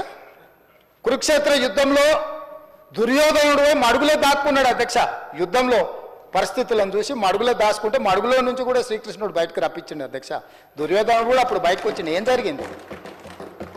ఓటమి అవమానంతో ఫామ్ హౌస్లో పండుకున్నాయన బయటికి రప్పించే శక్తి మాకు లేదనుకుంటున్నదా అధ్యక్ష? కావాలనుకుంటే ఎప్పుడైనా రప్పిస్తాం అధ్యక్ష. అట్లనే మనం రప్పించి కూర్చోబెట్టి. అదేవిధంగా అధ్యక్ష ప్రజాస్వామ్యం గురించి మాకు చెప్పబోతున్నారు. ఈ దేశ ప్రజలకు స్వతంత్రం కావాలని ప్రజలు అడగకంటే ముందే కాంగ్రెస్ పార్టీ ఆ విధానాన్ని తీసుకొని తెల్ల దొరల మీద పోరాటం చేసి దేశానికి ప్రజాస్వామ్యం తెచ్చింది అధ్యక్ష. తెలంగాణ ప్రజలు తెలంగాణ రాష్ట్రం కోరుకుంటున్నారని సర్వం కోల్పోయి తెలంగాణ రాష్ట్రాన్ని ఇచ్చింది కాంగ్రెస్ పార్టీ అధ్యక్ష. తెలంగాణ రాష్ట్రం వచ్చిన తర్వాత ఇనుప కంచెలతోటి ప్రగతి భవన్ చుట్టూత పహారాలు ఉంటే డిసెంబర్ 7 నాడు మధ్యాహ్నం మేము ప్రమాణ స్వీకారం చేసే లోపల ముళ్ళ కంచెల్ని బద్దలు కొట్టించి దొరల గడికి జ్యోతిరావు పూలే భవన్గా మార్చి పేదలు ప్రతిరోజు అక్కడికి వచ్చేటట్టు, వందలాది మంది అక్కడికి వచ్చి తమ విజ్ఞాపన పత్రాలు ఇచ్చేటట్టు దాన్ని అత్యంత చిత్తశుద్ధి కలిగిన డాక్టర్ చిన్నారెడ్డిని ప్లానింగ్ కమిషన్ వైస్ చైర్మన్ చేసి వారంలో 2 రోజులు అక్కడ కూర్చొని మొత్తం వ్యవస్థను ఏర్పాటు చేసి ప్రజా సమస్యలను పరిష్కరించడానికి ఒక వేదికగా మార్చిన చరిత్ర మాది అధ్యక్ష. అదేవిధంగా అధ్యక్ష ఈరోజు ఉత్తమ్ కుమార్ రెడ్డి గారు కూడా చెప్పినారు, కులగణన మీద మంత్రివర్గ ఉపసంఘాన్ని వేసింది మేము అధ్యక్ష. మా ప్రభుత్వం 1931లో చేసిన కులగణన మళ్ళీ ఎప్పుడు జరగలే. మండల్ కమిషన్ 52% బీసీలను గుర్తించి 27% రిజర్వేషన్లను రికమెండ్ చేస్తే ఆ 27% రిజర్వేషన్లు బలైన వర్గాలకు మొదటిసారి వచ్చింది. మండల్ కమిషన్ కూడా నిర్ధారించింది 52% బీసీల లెక్క. చంద్రశేఖరరావు గారు చేసిన సమగ్ర కుటుంబ సర్వేలో 21% బీసీలు అన్నాడు, 51% బీసీలు అన్నాడు, 18% ఎస్సీలు అన్నాడు, 10% ఎస్టీలు అన్నాడు, 12% మైనారిటీలు అన్నాడు. ఇవన్నీ లెక్క కట్టి ఓసీలు 21-22% చెప్పి మొత్తం ఒక లెక్కేసి 100% అని పెట్టింది. మైనారిటీలకు సపరేట్ లెక్క చూపించలేదు అధ్యక్ష. 51% బీసీలను చూపించిండు, 18% ఎస్సీలను చూపించిండు, 79%, 21% ఓసీలను చూపించండి 90%, 10% ఎస్టీలను చూపించండి 100%. ఆయన ఇచ్చిన లెక్క ఇది అధ్యక్ష. ఈరోజు మేము మంత్రివర్గ ఉపసంఘాన్ని వేసి చర్చించి ఆ తర్వాత కమిషన్ని అధికారులను అందరిని నియమించి ప్లానింగ్ డిపార్ట్మెంట్ ద్వారా 1,03,000 మంది 94,000 మంది ఎన్యూమరేటర్సు, 10,000 మంది సూపర్వైజర్లు, అదేవిధంగా కలెక్టర్ల నుంచి చీఫ్ సెక్రటరీ వరకు, ఎన్యూమరేటర్ నుంచి చీఫ్ సెక్రటరీ వరకు, ముఖ్యమంత్రి నుంచి మంత్రివర్గ సహచరులందరూ మంత్రివర్గ ఉపసంఘాన్ని ఏర్పాటు చేసి ఒక వ్యవస్థను చేసి 50 రోజులు నిరంతరం చేసి 3,54,774 మందిని ఈ భాగస్వాములను చేసి 96.9% పాల్గొన్నారు. 3.1% పాల్గొనాలి. వాళ్ళకు కూడా 2వ అవకాశం ఇచ్చినాం. మేము పాతది తప్పన్నారు అన్నందుకు ఏలే అధ్యక్ష. 3.1% సర్వేలో పాల్గొనలేదు కాబట్టి 2వ అవకాశం కూడా ఇచ్చాం. అప్పుడేమో ఎన్యూమరేటర్లు ఇంటింటికి వెళ్ళి ఇంటికి స్టిక్కర్ వేసి 150 ఇండ్లకు ఒక్కొక్క ఎన్యూమరేటరు 50 రోజుల్లో 1కి 4 సార్లు పోయినా రోజుకు 8 నుంచి 10 ఇండ్ల కంటే ఎక్కువ చేయొద్దని ఒక పద్ధతి ప్రకారం చేసినాం. అయినా కూడా కొంతమంది వివిధ కారణాల చేత రాకపోతే రెండో అవకాశం ఇచ్చినాం. రెండో అవకాశంలో సాంకేతిక నైపుణ్యాన్ని కూడా క్రోడీకరించినాం. టోల్ ఫ్రీ నెంబర్ ఇచ్చినాం, ఆన్లైన్ ఎన్రోల్మెంట్ చేసినాం, ఇండ్ల కాడికి ప్రభుత్వ కార్యాలయంలో కౌంటర్ పెట్టినాం. టోల్ ఫ్రీ నెంబర్ చేస్తే మీ ఇంటికి అధికారిని పంపిస్తామని చెప్పి అన్ని రకాలుగా చేసినాం. దాని మీద మీరు పబ్లిక్ చేయలేదు డాక్యుమెంట్ అంటాడు. పిచ్చి పట్టిందా అధ్యక్ష? బీఎస్సీకి వచ్చింది కదా అధ్యక్ష, మీ అధ్యక్షతనే బీఎస్సీలో 17 తారీఖు నాడు కులగణన మీద చర్చ పెట్టాలి, సభలో నిర్ణయం తీసుకోలేదా మంత్రి గారు శ్రీధర్ బాబు గారు? 18 తారీఖు నాడు ఏబిసిడి వర్గీకరణ మీద చేయాలని నిర్ణయం తీసుకోలేదు, ఆల్రెడీ షెడ్యూల్ అయింది కదా. గతంలో సభలో చర్చించిన, సభలో వివరాలు పెట్టినాం. మళ్ళీ ఎంఐఎం నాయకుడు అక్బరుద్దీన్ ఓవైసీ గారు వాటి వివరాలను కూడా సభలో పెట్టండి అంటే ఎస్ డెఫినెట్గా ప్లే చేస్తామన్నాం. 17 తారీఖు నాడు కులగణన మీద, 18 తారీఖు నాడు మాదిగ ఉపకులాల వర్గీకరణ మీద సభలో చర్చ చేయాలని ఆల్రెడీ షెడ్యూల్ అయింది కదా అధ్యక్ష. తమరే రిలీజ్ చేసిరు కదా, మళ్ళీ పెట్టలేదని మాట్లాడతాడు ఏంది అధ్యక్ష? నోరు తెరిస్తే అబద్ధాలేనా? కుటుంబం అంతా అబద్ధాలు చెప్పే బతుకుతారా అధ్యక్ష? పొద్దున్నే అన్నం తింటారా, అబద్ధాలు తింటారా అధ్యక్ష వీళ్ళు? అంటే అబద్ధాల మీద జిఎస్టీ లేదని చెప్పి ఎంతైనా మాట్లాడతారా అధ్యక్ష? ఈసారి కలిసినప్పుడు మా మహేశ్వర్ రెడ్డి గారిని రిక్వెస్ట్ చేస్తున్నాం, మోడీ గారిని అడిగి అబద్ధాల మీద కూడా ట్యాక్స్ పెట్టండి జిఎస్టీ అని చెప్పి, అబద్ధాలకు కూడా జిఎస్టీ వేస్తే కానీ వీళ్ళు అబద్ధాలు మానేటట్లేరు అధ్యక్ష. ఎందుకంటే ఇంత అడ్డగోలు అబద్ధాలు ఏంది అధ్యక్ష? ఎక్కడి విధానం ఇది? అందుకే కులగణన మీద, మాదిగ ఉపకులాల వర్గీకరణ మీద, 30-35 సంవత్సరాల వర్గీకరణ మీద, 100 సంవత్సరాల కులగణన మీద ఉన్న సమస్యలకి మా ప్రభుత్వం శాశ్వతమైన పరిష్కారం చూపించింది.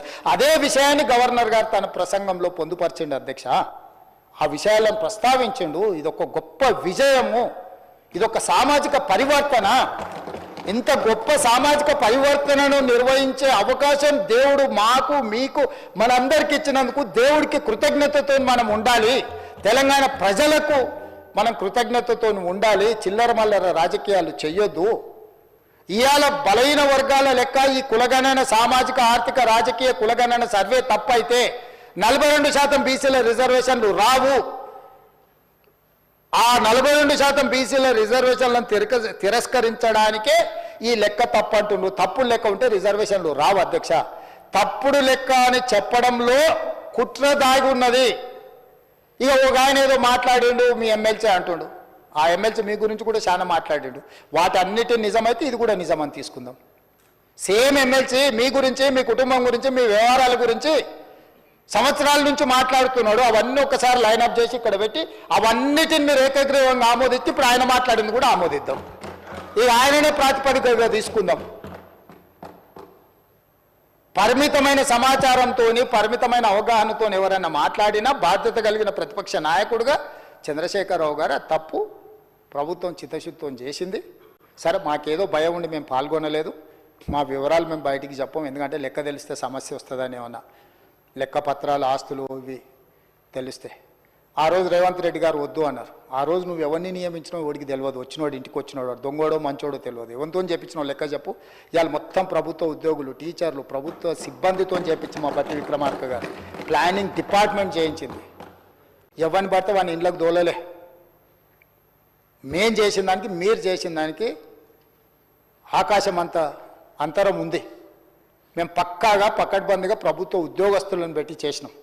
నువ్వు చేసిన వాళ్ళు ఎవరో వివరాలు చెప్పు. 12 గంటలలో ఇన్ని కోట్ల మందిని లెక్కలు రాసుకొచ్చిన వాళ్ళ వివరాలు ఏడున్నాయి. ఇవాళ ప్రతి ఎన్యూమరేటర్ వివరాలు మా బట్టి గారు ఇస్తారు. ప్రతి డేటా ఎంట్రీ ఆపరేటర్ వివరాలు ఇస్తారు. దాదాపుగా 1,40,000 మంది ప్రాసెస్లో భాగస్వామ్యమయ్యారు. 1,40,000 మంది యొక్క వివరాలు ప్రభుత్వంలో ఏ హోదాలలో వాళ్ళు ఉద్యోగాలు చేస్తారో వాటన్నిటినీ మేము చెప్తాం అధ్యక్ష, ఇస్తాం. నువ్వు చేసిన వాళ్ళ వివరాలు చెప్తావా? నువ్వు ఓన్ చేసుకుంటావా? పోనీ ఇప్పుడు సమగ్ర కుటుంబ సర్వే ఏదైతే ఉందో దాన్ని టేబుల్ చేస్తా నేను, ఎస్ ఇది మేము చేసినాం, ఇది కరెక్ట్ అని చెప్తాడా? మాదిగ ఉపకులాల్లో తెలంగాణ రాష్ట్రంలో ఉన్నది 59. ఆ సుఖమైన ఆయన లెక్క చేస్తే 82 కులాలు తేలినాయి. ఏడికెళ్ళి తేవాలి అధ్యక్ష మిగతా కులాలు? ఎవరు తేవాలి? ఇంకా మా దామననే చెప్పాలి మరి ఆ కులాలు ఎక్కడి నుంచి వచ్చిన తెలంగాణ రాష్ట్రంలో. ఈ ఆయన లెక్కలు ఇక సరే, అదొకటి. అదేవిధంగా తెలంగాణ సంస్కృతి అధ్యక్ష, ఎప్పుడైనా తెలంగాణ భాష పట్ల, తెలంగాణ సంస్కృతి పట్ల, తెలంగాణ సాంస్కృతికోత్క ఉద్యమం చేసిన వాళ్ళ గురించి ఎప్పుడైనా ఆలోచన చేసిండా అధ్యక్ష? మేం చేసినాం అధ్యక్ష.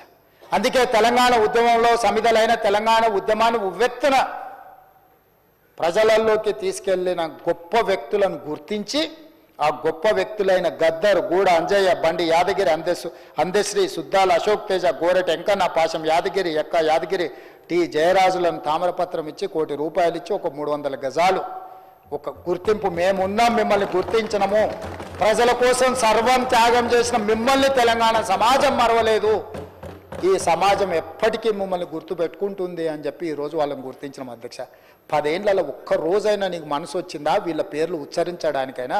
అదే గద్దరన్న ప్రగతి భవన్ ఎదురుగొచ్చి కూర్చుంటే గంటల కొద్ది ఎర్రటి ఎండ కూసబెట్టినవు తప్ప లోపలికి అనుమతించినవా? ఇవాళ ఆ గద్దరన్నను తెలంగాణ సమాజ ఉద్ధారకుడి కింద మేము గుర్తించి గద్దర్ అవార్డ్స్ను ప్రకటించిన మా చరిత్రకు నీ చరిత్రకు పోలికేంది, పొంతనేందని నేను అడుగుతున్నా అధ్యక్ష. అదేవిధంగా ఉద్యమంలో అందశ్రీ పాడిన రాసిన గేయం జయ జయ హే తెలంగాణ, తెలంగాణ ఉద్యమాన్ని, తెలంగాణ రాష్ట్రాన్ని సాధించడం ఇంత క్రియాశీలక పాత్ర పోషించింది అధ్యక్ష. 10 సంవత్సరాలు రాష్ట్రీయ గీతంగా ఎందుకు ఆమోదించలేదు అధ్యక్ష వారు పెద్దలు? తెలంగాణ జాతి పట్ల, తెలంగాణ ప్రజల పట్ల, తెలంగాణ కవులు కళాకారుల పట్ల నీ గౌరవమే ఉండుంటే, నిజంగానే తెలంగాణ రక్తం నీలో ప్రవహించి ఉంటే, తెలంగాణ గుండె, తెలంగాణ ప్రజల ప్రతిస్పందన నీ గుండెలో ఉండి ఉంటే జయ జయ హే తెలంగాణను ఎందుకు రాష్ట్ర గీతంగా నువ్వు తీసుకురాలేదని నేను అడుగుతున్నా అధ్యక్ష. మొదటి సంవత్సరంలోనే జయ జయ హే తెలంగాణను రాష్ట్ర గీతంగా తీసుకొచ్చి అందశ్రీని గౌరవించుకున్న చరిత్ర మాది, మాకు నీకు పోలికేందని నేను అడుగుతున్నా అధ్యక్ష. అదే కాదు అధ్యక్ష, తెలంగాణ తల్లి ఆనాడు తెలుగు తల్లి ఉన్నప్పుడు ఆనాడు మాట్లాడింది చంద్రశేఖరరావు గారు, ఎవరికి రాయి తల్లి తెలుగు తల్లి అన్నాడైనా మాకు అన్నం పెట్టిందా, మా ఆకలి చూసిందా, మా కడుపు చూసిందా అని. ఆ రోజు గొప్పగా అనిపించింది. చంద్రశేఖరరావు గారు తెలంగాణ కోసం సర్వం త్యాగం చేసేటట్టే ఉన్నాడు, ఇక చూస్తుంటే మొత్తం బయలుదేరిండు అని. తెలుగు తల్లిని తెలంగాణ తల్లి రమా తల్లి, తెలుగు తల్లి కాదు అని మాట్లాడినప్పుడు చాలామంది తెలంగాణ ఉద్యమకారులు బాగానే ఉందనుకున్నారు. కానీ 10 సంవత్సరాల తెలంగాణ తల్లిని తెలంగాణ జాతికి ఎందుకు అంకితం చేయలేదు? ప్రజా పరిపాలన జరిగే సచివాలయంలోకి తెలంగాణ తల్లి ఎందుకు రాలేదు అని నేను అడుగుతున్నా అధ్యక్ష. 10 ఏళ్ళు నువ్వు చెయ్యని పనిని ఈనాడు తెలంగాణ తల్లిని డాక్టర్ బాబాసాహెబ్ అంబేద్కర్ సచివాలయం లోపల ప్రతిష్ఠిస్తే నీకెందుకు దుఃఖము, నీకెందుకు బాధ? పల్లెల్లో, గూడల్లో, మారుమూల పల్లెల్లో ఉండే తెలంగాణ తల్లి మీ అమ్మ, మా అమ్మ, మా మంత్రులు, మా పేదవాళ్ళ తల్లి ఎట్లుంటుందో చూడంగానే కన్న తల్లిలాగా టీవీతో దర్పంతో తెలంగాణ మట్టి వాసనలు వెదజల్లే తెలంగాణ తల్లిని ప్రతిష్ఠించుకుంటే కూడా మీకు దుఃఖం ఎందుకని నేను అడుగుతున్నా అధ్యక్ష. ఈ తెలంగాణ ప్రజలను ఆశీర్వదించడానికి తెలంగాణ తల్లి ఉండొద్దా? ఒకవేళ ఉండాలనుకుంటే 10 ఏళ్ళు నువ్వు ఎందుకు చేయలేదు? ఆ తెలంగాణ తల్లిని ప్రతిష్ఠించుకున్న విషయాన్ని గవర్నర్ గారు ప్రస్తావిస్తే గవర్నర్ గారి ప్రసంగాన్ని తప్పుబట్టే ఆలోచన ఇదేమైనా మంచిదా అని నేను అడుగుతున్నా అధ్యక్ష. కాలేజీ కళాక్షేత్రం వరంగల్లో మొదలుపెట్టి గాలికి వదిలేస్తే కళాక్షేత్రాన్ని పూర్తి చేసింది మేము కాదా? పొంగులేటి శ్రీనివాసరెడ్డి గారు, సీతక్క గారు, కొండా సురేఖ గారు అడుగుతూ పోయి కూర్చొని ఆ పనిని పూర్తి చేయించింది మేం కాదా? ఇన్ని 15 నెలల్లో ఇన్ని విషయాలలో అభివృద్ధి మేం సాధిస్తే నీకు చెప్పడానికో వినడానికో ఇష్టం లేకపోతే నువ్వు మౌనంగా ఉండు కొంతకాలం. ఒకవేళ మేమేం వద్దంటలేదు, కానీ ఈరోజు ఎందుకు ఈ విధంగా వ్యవహరిస్తున్నాడు చంద్రశేఖరరావు గారి పార్టీ అని నేను అడుగుతున్నా అధ్యక్ష. నేను ఒకరే మాట చెప్పదలుచుకున్నా అధ్యక్ష. ఈ సందర్భంగా గవర్నర్ గారి ప్రసంగం, మా పార్టీ కార్యాచరణ, మా ప్రభుత్వ నిర్ణయాలు, ఏ గవర్నర్ గారి ప్రసంగమైనా అధికారంలో ఉన్న పార్టీ యొక్క ప్రణాళికను, వాళ్ళ యొక్క అభివృద్ధి ఆలోచనలనే గవర్నర్ గారి ప్రసంగంలో ఉంటుంది. అందుకే ఏ విషయాలలో మనకు భిన్నాభిప్రాయాలు ఉన్నా గవర్నర్ గారి ప్రసంగం పట్ల భిన్నాభిప్రాయాలు ఉండొద్దు. ఒకవేళ భిన్నాభిప్రాయాలు ఉంటే పరిపాలనపరమైన అంశాలే ఉండాలి తప్ప గవర్నర్ గారిని కించపరిచే విధంగా ఉండకూడదు. ఇది మంచి సాంప్రదాయం కాదు. గవర్నర్ గారు కలిస్తే తప్పు పడతారు, ప్రధానమంత్రిని కలిస్తే తప్పు పడతారు, ఢిల్లీకి వెళ్తే తప్పు పడతారు, భూసేకరణ చేస్తే తప్పు పడతారు, ఉద్యోగ నోటిఫికేషన్లు ఇస్తే తప్పు పడతారు, కొత్త నగరాన్ని నిర్మించుకుంటే తప్పు పడతారు, మూసి ప్రక్షాళన చేస్తే తప్పు పడతారు. ప్రజలందరికీ ఈ ప్రభుత్వం మీద కోపం ఉంది, ఈ ప్రభుత్వం మీద కోపం ఉంది అంటారు. ఎందుకు కోపం ఉంటుంది అధ్యక్ష? ఆడబిడ్డలకు ఎందుకు కోపం ఉంటుంది అధ్యక్ష నా పట్ల? ఈ 15 నెలల్లో ఒక్క రూపాయి కూడా పెట్టకుండా 5,000 కోట్ల రూపాయలు ఆడబిడ్డలకు ఆర్టీసీ బస్సులో ఉచితంగా ప్రయాణం చేసినందుకు, అమ్మవారింటికి వెళ్ళినా, అమ్మవారిని దర్శించుకోవాలన్నా ఆర్టీసీ బస్సులో ఉచిత ప్రయాణం కల్పించినందుకు నా పట్ల ఆడబిడ్డల కోపం ఉంటుందా? 1000 ఆర్టీసీ బస్సులు కొని ఆడబిడ్డల్ని కోటీశ్వరులను చేసి వాళ్లను ఆర్థిక స్తోమతతో నిలబెట్టినందుకు ఆడబిడ్డలకు నా మీద కోపం ఉంటుందా? అదాని అంబానీలు చేసే వ్యాపారమైన సోలార్ పవర్ 1000 మెగావాట్ల ఆడబిడ్డలకు ఇచ్చినందుకు నా మీద ఆడబిడ్డల కోపం ఉంటుందా? వాళ్ళ పిల్లలు చదువుకుంటున్న పాఠశాలల్లో అమ్మ ఆదర్శ పాఠశాల పెత్తనం వాళ్ళ చేతికి ఇచ్చినందుకు నా మీద కోపం ఉంటుందా? 200 యూనిట్లు ఉచితంగా కరెంట్ ఇచ్చినందుకు నా మీద కోపం ఉంటుందా? ఆడబిడ్డలకు ఎందుకు నా మీద కోపం ఉంటుంది అధ్యక్ష? ఆడబిడ్డలకు పెట్రోల్ బంపులు ఇచ్చిన అధ్యక్ష, మర్చిపోయినా, నారాయణపేటలో ప్రారంభించిన ప్రతి జిల్లా కేంద్రంలో మొట్టమొదట ఆడబిడ్డలు పెట్రోల్ బంకులు పెట్టి నడుపుకునే విధంగా ఆడబిడ్డలను ఆర్థికంగా నిలబెట్టినందుకు నా మీద కోపం ఉంటుంది అధ్యక్ష. అదేవిధంగా ఇందిరా మహిళా శక్తి పేరు మీద భవనాలు జిల్లాల పరంగా మొత్తం ఇచ్చినందుకు నా మీద ఆడబిడ్డలకు కోపం ఉంటుందా? ఎందుకు ఉంటుందని అడుగుతున్నా అధ్యక్ష. విద్యార్థులు నిరుద్యోగ యువకులకు నా మీద కోపం ఉందంటున్నారు. ఎందుకుంటుంది అధ్యక్ష? మొదటి సంవత్సరంలోనే 57,924 ప్రభుత్వ ఉద్యోగాలు ఇచ్చినందుకు నా మీద యువకుల కోపం ఉంటుందా? గ్రూప్ 1 పరీక్షలు 15 ఏళ్లలో నిర్వహించకపోతే నిర్వహించిన నా మీద 563 గ్రూప్ 1 అధికారుల పోస్టులు ఇచ్చినందుకు నా మీద ఉంటుందా? గ్రూప్ 2 పోస్టులు ఈరోజు ఇస్తున్నందుకు నా మీద కోపం ఉంటుందా? గ్రూప్ 3 పోస్టులు ఇచ్చినందుకు నా మీద కోపం ఉంటుందా? డిఎస్సి ఉద్యోగాలు ఇచ్చినందుకు నా మీద కోపం ఉంటుందా? పోలీస్ స్కూల్ నిర్మించినందుకు నా మీద కోపం ఉంటుందా? Young India integrated residential schools పెట్టినందుకు దళితుల గిరిజనులకు ఆదివాసులకు నా మీద కోపం ఉంటుందా? యంగ్ ఇండియా స్పోర్ట్స్ యూనివర్సిటీని పెట్టినందుకు నా మీద కోపం ఉంటుందా? అకాడమీ పెట్టినందుకు నా మీద కోపం ఉంటుందా? యంగ్ ఇండియా స్కిల్స్ యూనివర్సిటీ పెట్టినందుకు నా మీద కోపం ఉంటుందా? ఇన్ని ఈ యువకుల కోసం మెస్ ఛార్జీలు 40% పెంచినందుకు ఆ పిల్లలకు నా మీద కోపం ఉంటుందా? 200% ఆడబిడ్డల కాస్మెటిక్ ఛార్జెస్ పెంచినందుకు నా ఆడబిడ్డలకు నా చెల్లెళ్లకు నా మీద కోపం ఉంటుందా? ఎందుకు ఉంటుందని నేను అడుగుతున్నా అధ్యక్ష. నా రైతులకు, తెలంగాణలో ఉండే రైతులకు, లక్షలాది మంది రైతులకు, 25,35,000 మంది రైతులకు 20,617 కోట్ల రూపాయలు 2 లక్షల వరకు రుణమాఫీ చేసినందుకు రైతులకు నా మీద కోపం ఉంటుందా? రైతులు పండించిన పంట సన్న వడ్లకు 500 రూపాయల బోనస్ ఇచ్చినందుకు నా మీద కోపం ఉంటుందా? దేనికోసం నా మీద కోపం ఉంటుంది అధ్యక్ష? ఇందిరమ్మ ఇండ్లు 4.5 లక్షల ఇండ్లు పేదల కాన్స్టిట్యున్సీకి 3,000 ఇచ్చి 25,000 కోట్ల రూపాయలు ఖర్చు పెడుతున్నందుకు పేదలకు నా మీద కోపం ఉంటుందా అధ్యక్ష?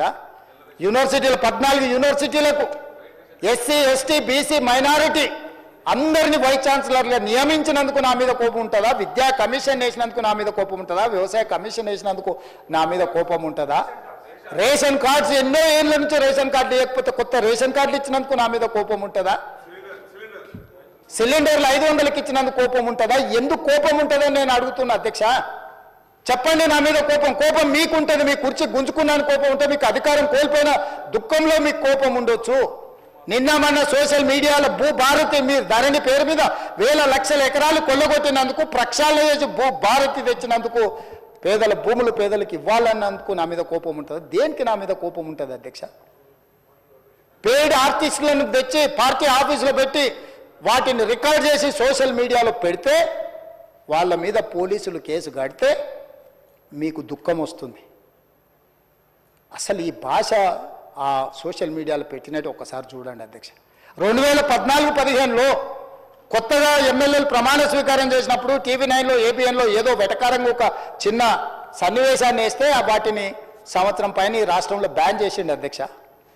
రవి ప్రకాశం జైల్లో పెట్టాను, కృష్ణ మాదిగని జైల్లో పెట్టాను, చాలామంది జర్నలిస్టులు. ఇవాళ జైలుకు పోయిన అమ్మాయి కూడా SC ST కేసులు ఆ రోజు ఎస్సీలను అవమానించింది, జైలుకు పోయి వచ్చిన అమ్మాయి. ఎవరు జర్నలిస్ట్ అని నేను అడగదలుచుకున్న అధ్యక్ష, జర్నలిస్టులని వేదిక మీద నుంచి INPR లేకపోతే DAVP ఆమోదించిన పత్రికలు ప్రసార సాధనాలు వాళ్ళు ఇచ్చే ID కార్డులు ఉన్నోళ్ళు జర్నలిస్టులా? ఎవడు పడితే వాడు ఏదో ఒక ట్యూబ్ పెట్టుకొని మమ్మల్ని ఇష్ట రాజ్యంగా అధ్యక్ష. ప్రజా జీవితంలో ఉన్నాం కాబట్టి నిజంగా ఓపిక పడుతున్నాం అధ్యక్ష. రక్తం మరుగుతుంది. ఏంది భాష అది అధ్యక్ష? కుటుంబ సభ్యులను అంతేసి మాటలు అంటుంటే అసలు మీరు మనుషులా అని నేను వాళ్ళని అడగదలుచుకున్నా అధ్యక్ష. మీకు భార్య బిడ్డలు లేరా? తల్లిదండ్రులు లేరా? మీ అమ్మనో నీ చెల్లినో నీ భార్యనో ఈ రకంగా మాట్లాడితే నువ్వు ఇంతవా అని నేను అడుగుతున్నా. ట్విట్టర్లో పెట్టినోని, అరెస్టును ఖండించినోని. నా భార్య నా బిడ్డను తిడితే నాకు నొప్పి అవుతుంది, కానీ నీకు ఒక ఆడపిల్లను అవమానిస్తుంటే నీకు నొప్పి కాదా? ఏ సంస్కృతిలో ఉన్నారని నేను అడుగుతున్నా అధ్యక్ష. తోడుకలు తీస్తే అధ్యక్ష, ముఖ్యమంత్రిగా చెప్తున్న ఒక్కనొక్కని బట్టలు పదేసి రోడ్డు మీద తిప్పిస్తా అధ్యక్ష. రాజకీయాల ప్రజా జీవితంలో ఉన్నది మేము. విమర్శించండి, విశ్లేషించండి, మా గురించి మాట్లాడండి. ఆడబిడ్డల గురించి, ఇంట్లో ఉన్న ఆడోళ్ళ గురించి మాట్లాడే సంస్కృతి ఎక్కడి నుంచి వచ్చింది అధ్యక్ష? తెలంగాణ సమాజం ఇదేనా? రజాకర్లకు, నిజాంలకు, భూస్వాములకు, పెత్తందారులకు వ్యతిరేకంగా పోరాటం చేసిన స్ఫూర్తి ఓ రామ్జీవ్ గోండు, కొమరం భీమ్, ఓ చాకలి ఐలమ్మ, ఈ ప్రాంతంలో దొడ్డి కొమరయ్య, ఓ సర్దార్ సర్వాయి పాపన్న గౌడు ప్రాతినిధ్యం వహించిన ప్రాంతం ఇది అధ్యక్ష. ఇది ఒక చైతన్యమైన ప్రాంతం. ఈ చైతన్యమైన ప్రాంతంలో ఎదిరించి నిలబడ్డాడు మునగాడు. ఆధిపత్యాలకు వ్యతిరేకంగా నిలబడి కొట్లాడిన గడ్డ ఇది. ఈ సంస్కృతిని మొత్తం సర్వనాశనం చేసి ఒక విష సంస్కృతిని నోటికొచ్చింది మాట్లాడి వాటిని పోస్టు చేయించి ఏం పైశాచిక ఆనందం అని నేను అడుగుతున్నా అధ్యక్ష. వాళ్ళు తిట్టిన తిట్లకు నా పేరు తీసి మీ పేరు రాసుకోండి. ఆడ మీకు అన్నం తినబుద్ధి అవుతుందో నేను చూస్తా. తెలంగాణ రాష్ట్ర ముఖ్యమంత్రి అయితే బలహీనం అయిపోయినట్ట అధ్యక్ష? అట్లా అనుకుంటుర్రా? ఓపిక పట్టిన అధ్యక్ష, నేను మర్యాదకుంటున్నా. మీకు ఎంతమంది ఉన్నారో తెలియదు. నాకు చికాకు వచ్చిందని తెలిస్తే లక్షలాది మంది పిల్లలు రోడ్డు మీదకి వచ్చి బట్టలిప్ప తీసుకొడతారు అధ్యక్ష ఒక్కడినొక్కడిని. నేను వద్దంటున్నా కాబట్టి, చట్టాన్ని గౌరవిస్తా కాబట్టి, చట్టాల పట్ల, శాసనాల పట్ల, ఈ భారత రాజ్యాంగం పట్ల మాకు సంపూర్ణమైన విశ్వాసం, నమ్మకం ఉంది కాబట్టి ఏమనుకుంటూ ఊరుకుంటున్నాం అధ్యక్ష. అది మా చేతగాని తనం కాదు. చంద్రశేఖరరావు గారు నీ పిల్లలకు చెప్పు, ఇది మంచిది కాదు, నువ్వు అనుకుంటున్నావేమో ఇట్లా ఏదో చేస్తే మానసికంగా కుంగదీసి దెబ్బతీసి రాజకీయంగా ప్రయోజనం పొందుదామని నువ్వేమైనా కలలుగా అంటే నువ్వు అనుకుంటున్నావేమో. అట్లా కుదరదు చంద్రశేఖరరావు. నేను చెప్పదలుచుకున్నా, హద్దు దాటితే, మాట జారితే దాని ఫలితం ఎట్లుంటుందో అనుభవిస్తారని నేను చెప్పదలుచుకున్నా అధ్యక్ష. పదవి ఎంతకాలం ఉంటుందని కాదు, ఎట్లా ఉన్నామనేదాన్ని నేను లెక్కగడతా అధ్యక్ష. ఆత్మగౌరవం చంపుకొని పదవి కోసం లాలూచిపడి దిగజారే రాజకీయాలు నేను చేయను అధ్యక్ష. ఉన్నంత కాలమే ఉంటా, నిటారుగుంటా, నికార్సుగుంటా. ఏది పడితే అది మాట్లాడితే ఇక నుంచి ఊరుకొని నేను చెప్పదలుచుకున్నా. మీరు అనుకుంటున్నాం ఏది పడితే అది బాగా మాట్లాడితే చెల్లిపోద్ది, లేకపోతే కోర్టుకు పోతే బెయిల్ వస్తుంది, లేకపోతే ఈడిపోతే అది వస్తుంది, ఆడిపోతే ఇది వస్తుంది, మానసికంగా మమ్మల్ని దెబ్బతీసి ప్రయోజనం పొందాలని. అవసరమైతే చట్టాన్ని సవరించే పని అని చేస్తాం. ఏం భాష అధ్యక్ష? ఒకసారి మీరు చూడండి అధ్యక్ష. ఆడపిల్లలు ఆ రకమైన భాషను వాడి ఆడపిల్లలే వాళ్ళ ప్లాట్ఫామ్లలో పోస్టింగ్ చేస్తే ఇది మంచిదా అధ్యక్ష? ఏం సాంప్రదాయం? తెలంగాణలో ఇట్లాంటి సాంప్రదాయం ఎప్పుడైనా ఉందా అధ్యక్ష? తెలంగాణ ఉద్యమ సందర్భంలో కూడా అంత పెద్ద ఎత్తున భావోద్వేగాలు ఉన్నప్పుడు కూడా ఇలాంటి భాషా ప్రయోగం జరగలేదు అధ్యక్ష. ఇదెక్కడి వింత పోకడలు, పైశాచిక ఆనందం అధ్యక్ష? వీటిని క్షమించే సమస్యనే లేదు అధ్యక్ష. నేను స్పష్టంగా చెప్పదలుచుకున్నా.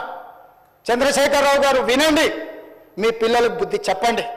ఇలాంటి సాంప్రదాయం, సంస్కృతి భవిష్యత్ తరాలకు ఇవ్వదలుచుకోలేదు. దీన్ని ఇక్కడనే పాతరేయదలుచుకున్నా. ఉప్పు పాతరేస్తే ఇట్లాంటి సంస్కృతిని మీరు ప్రోత్సహిస్తే ఎవరిని వదలను.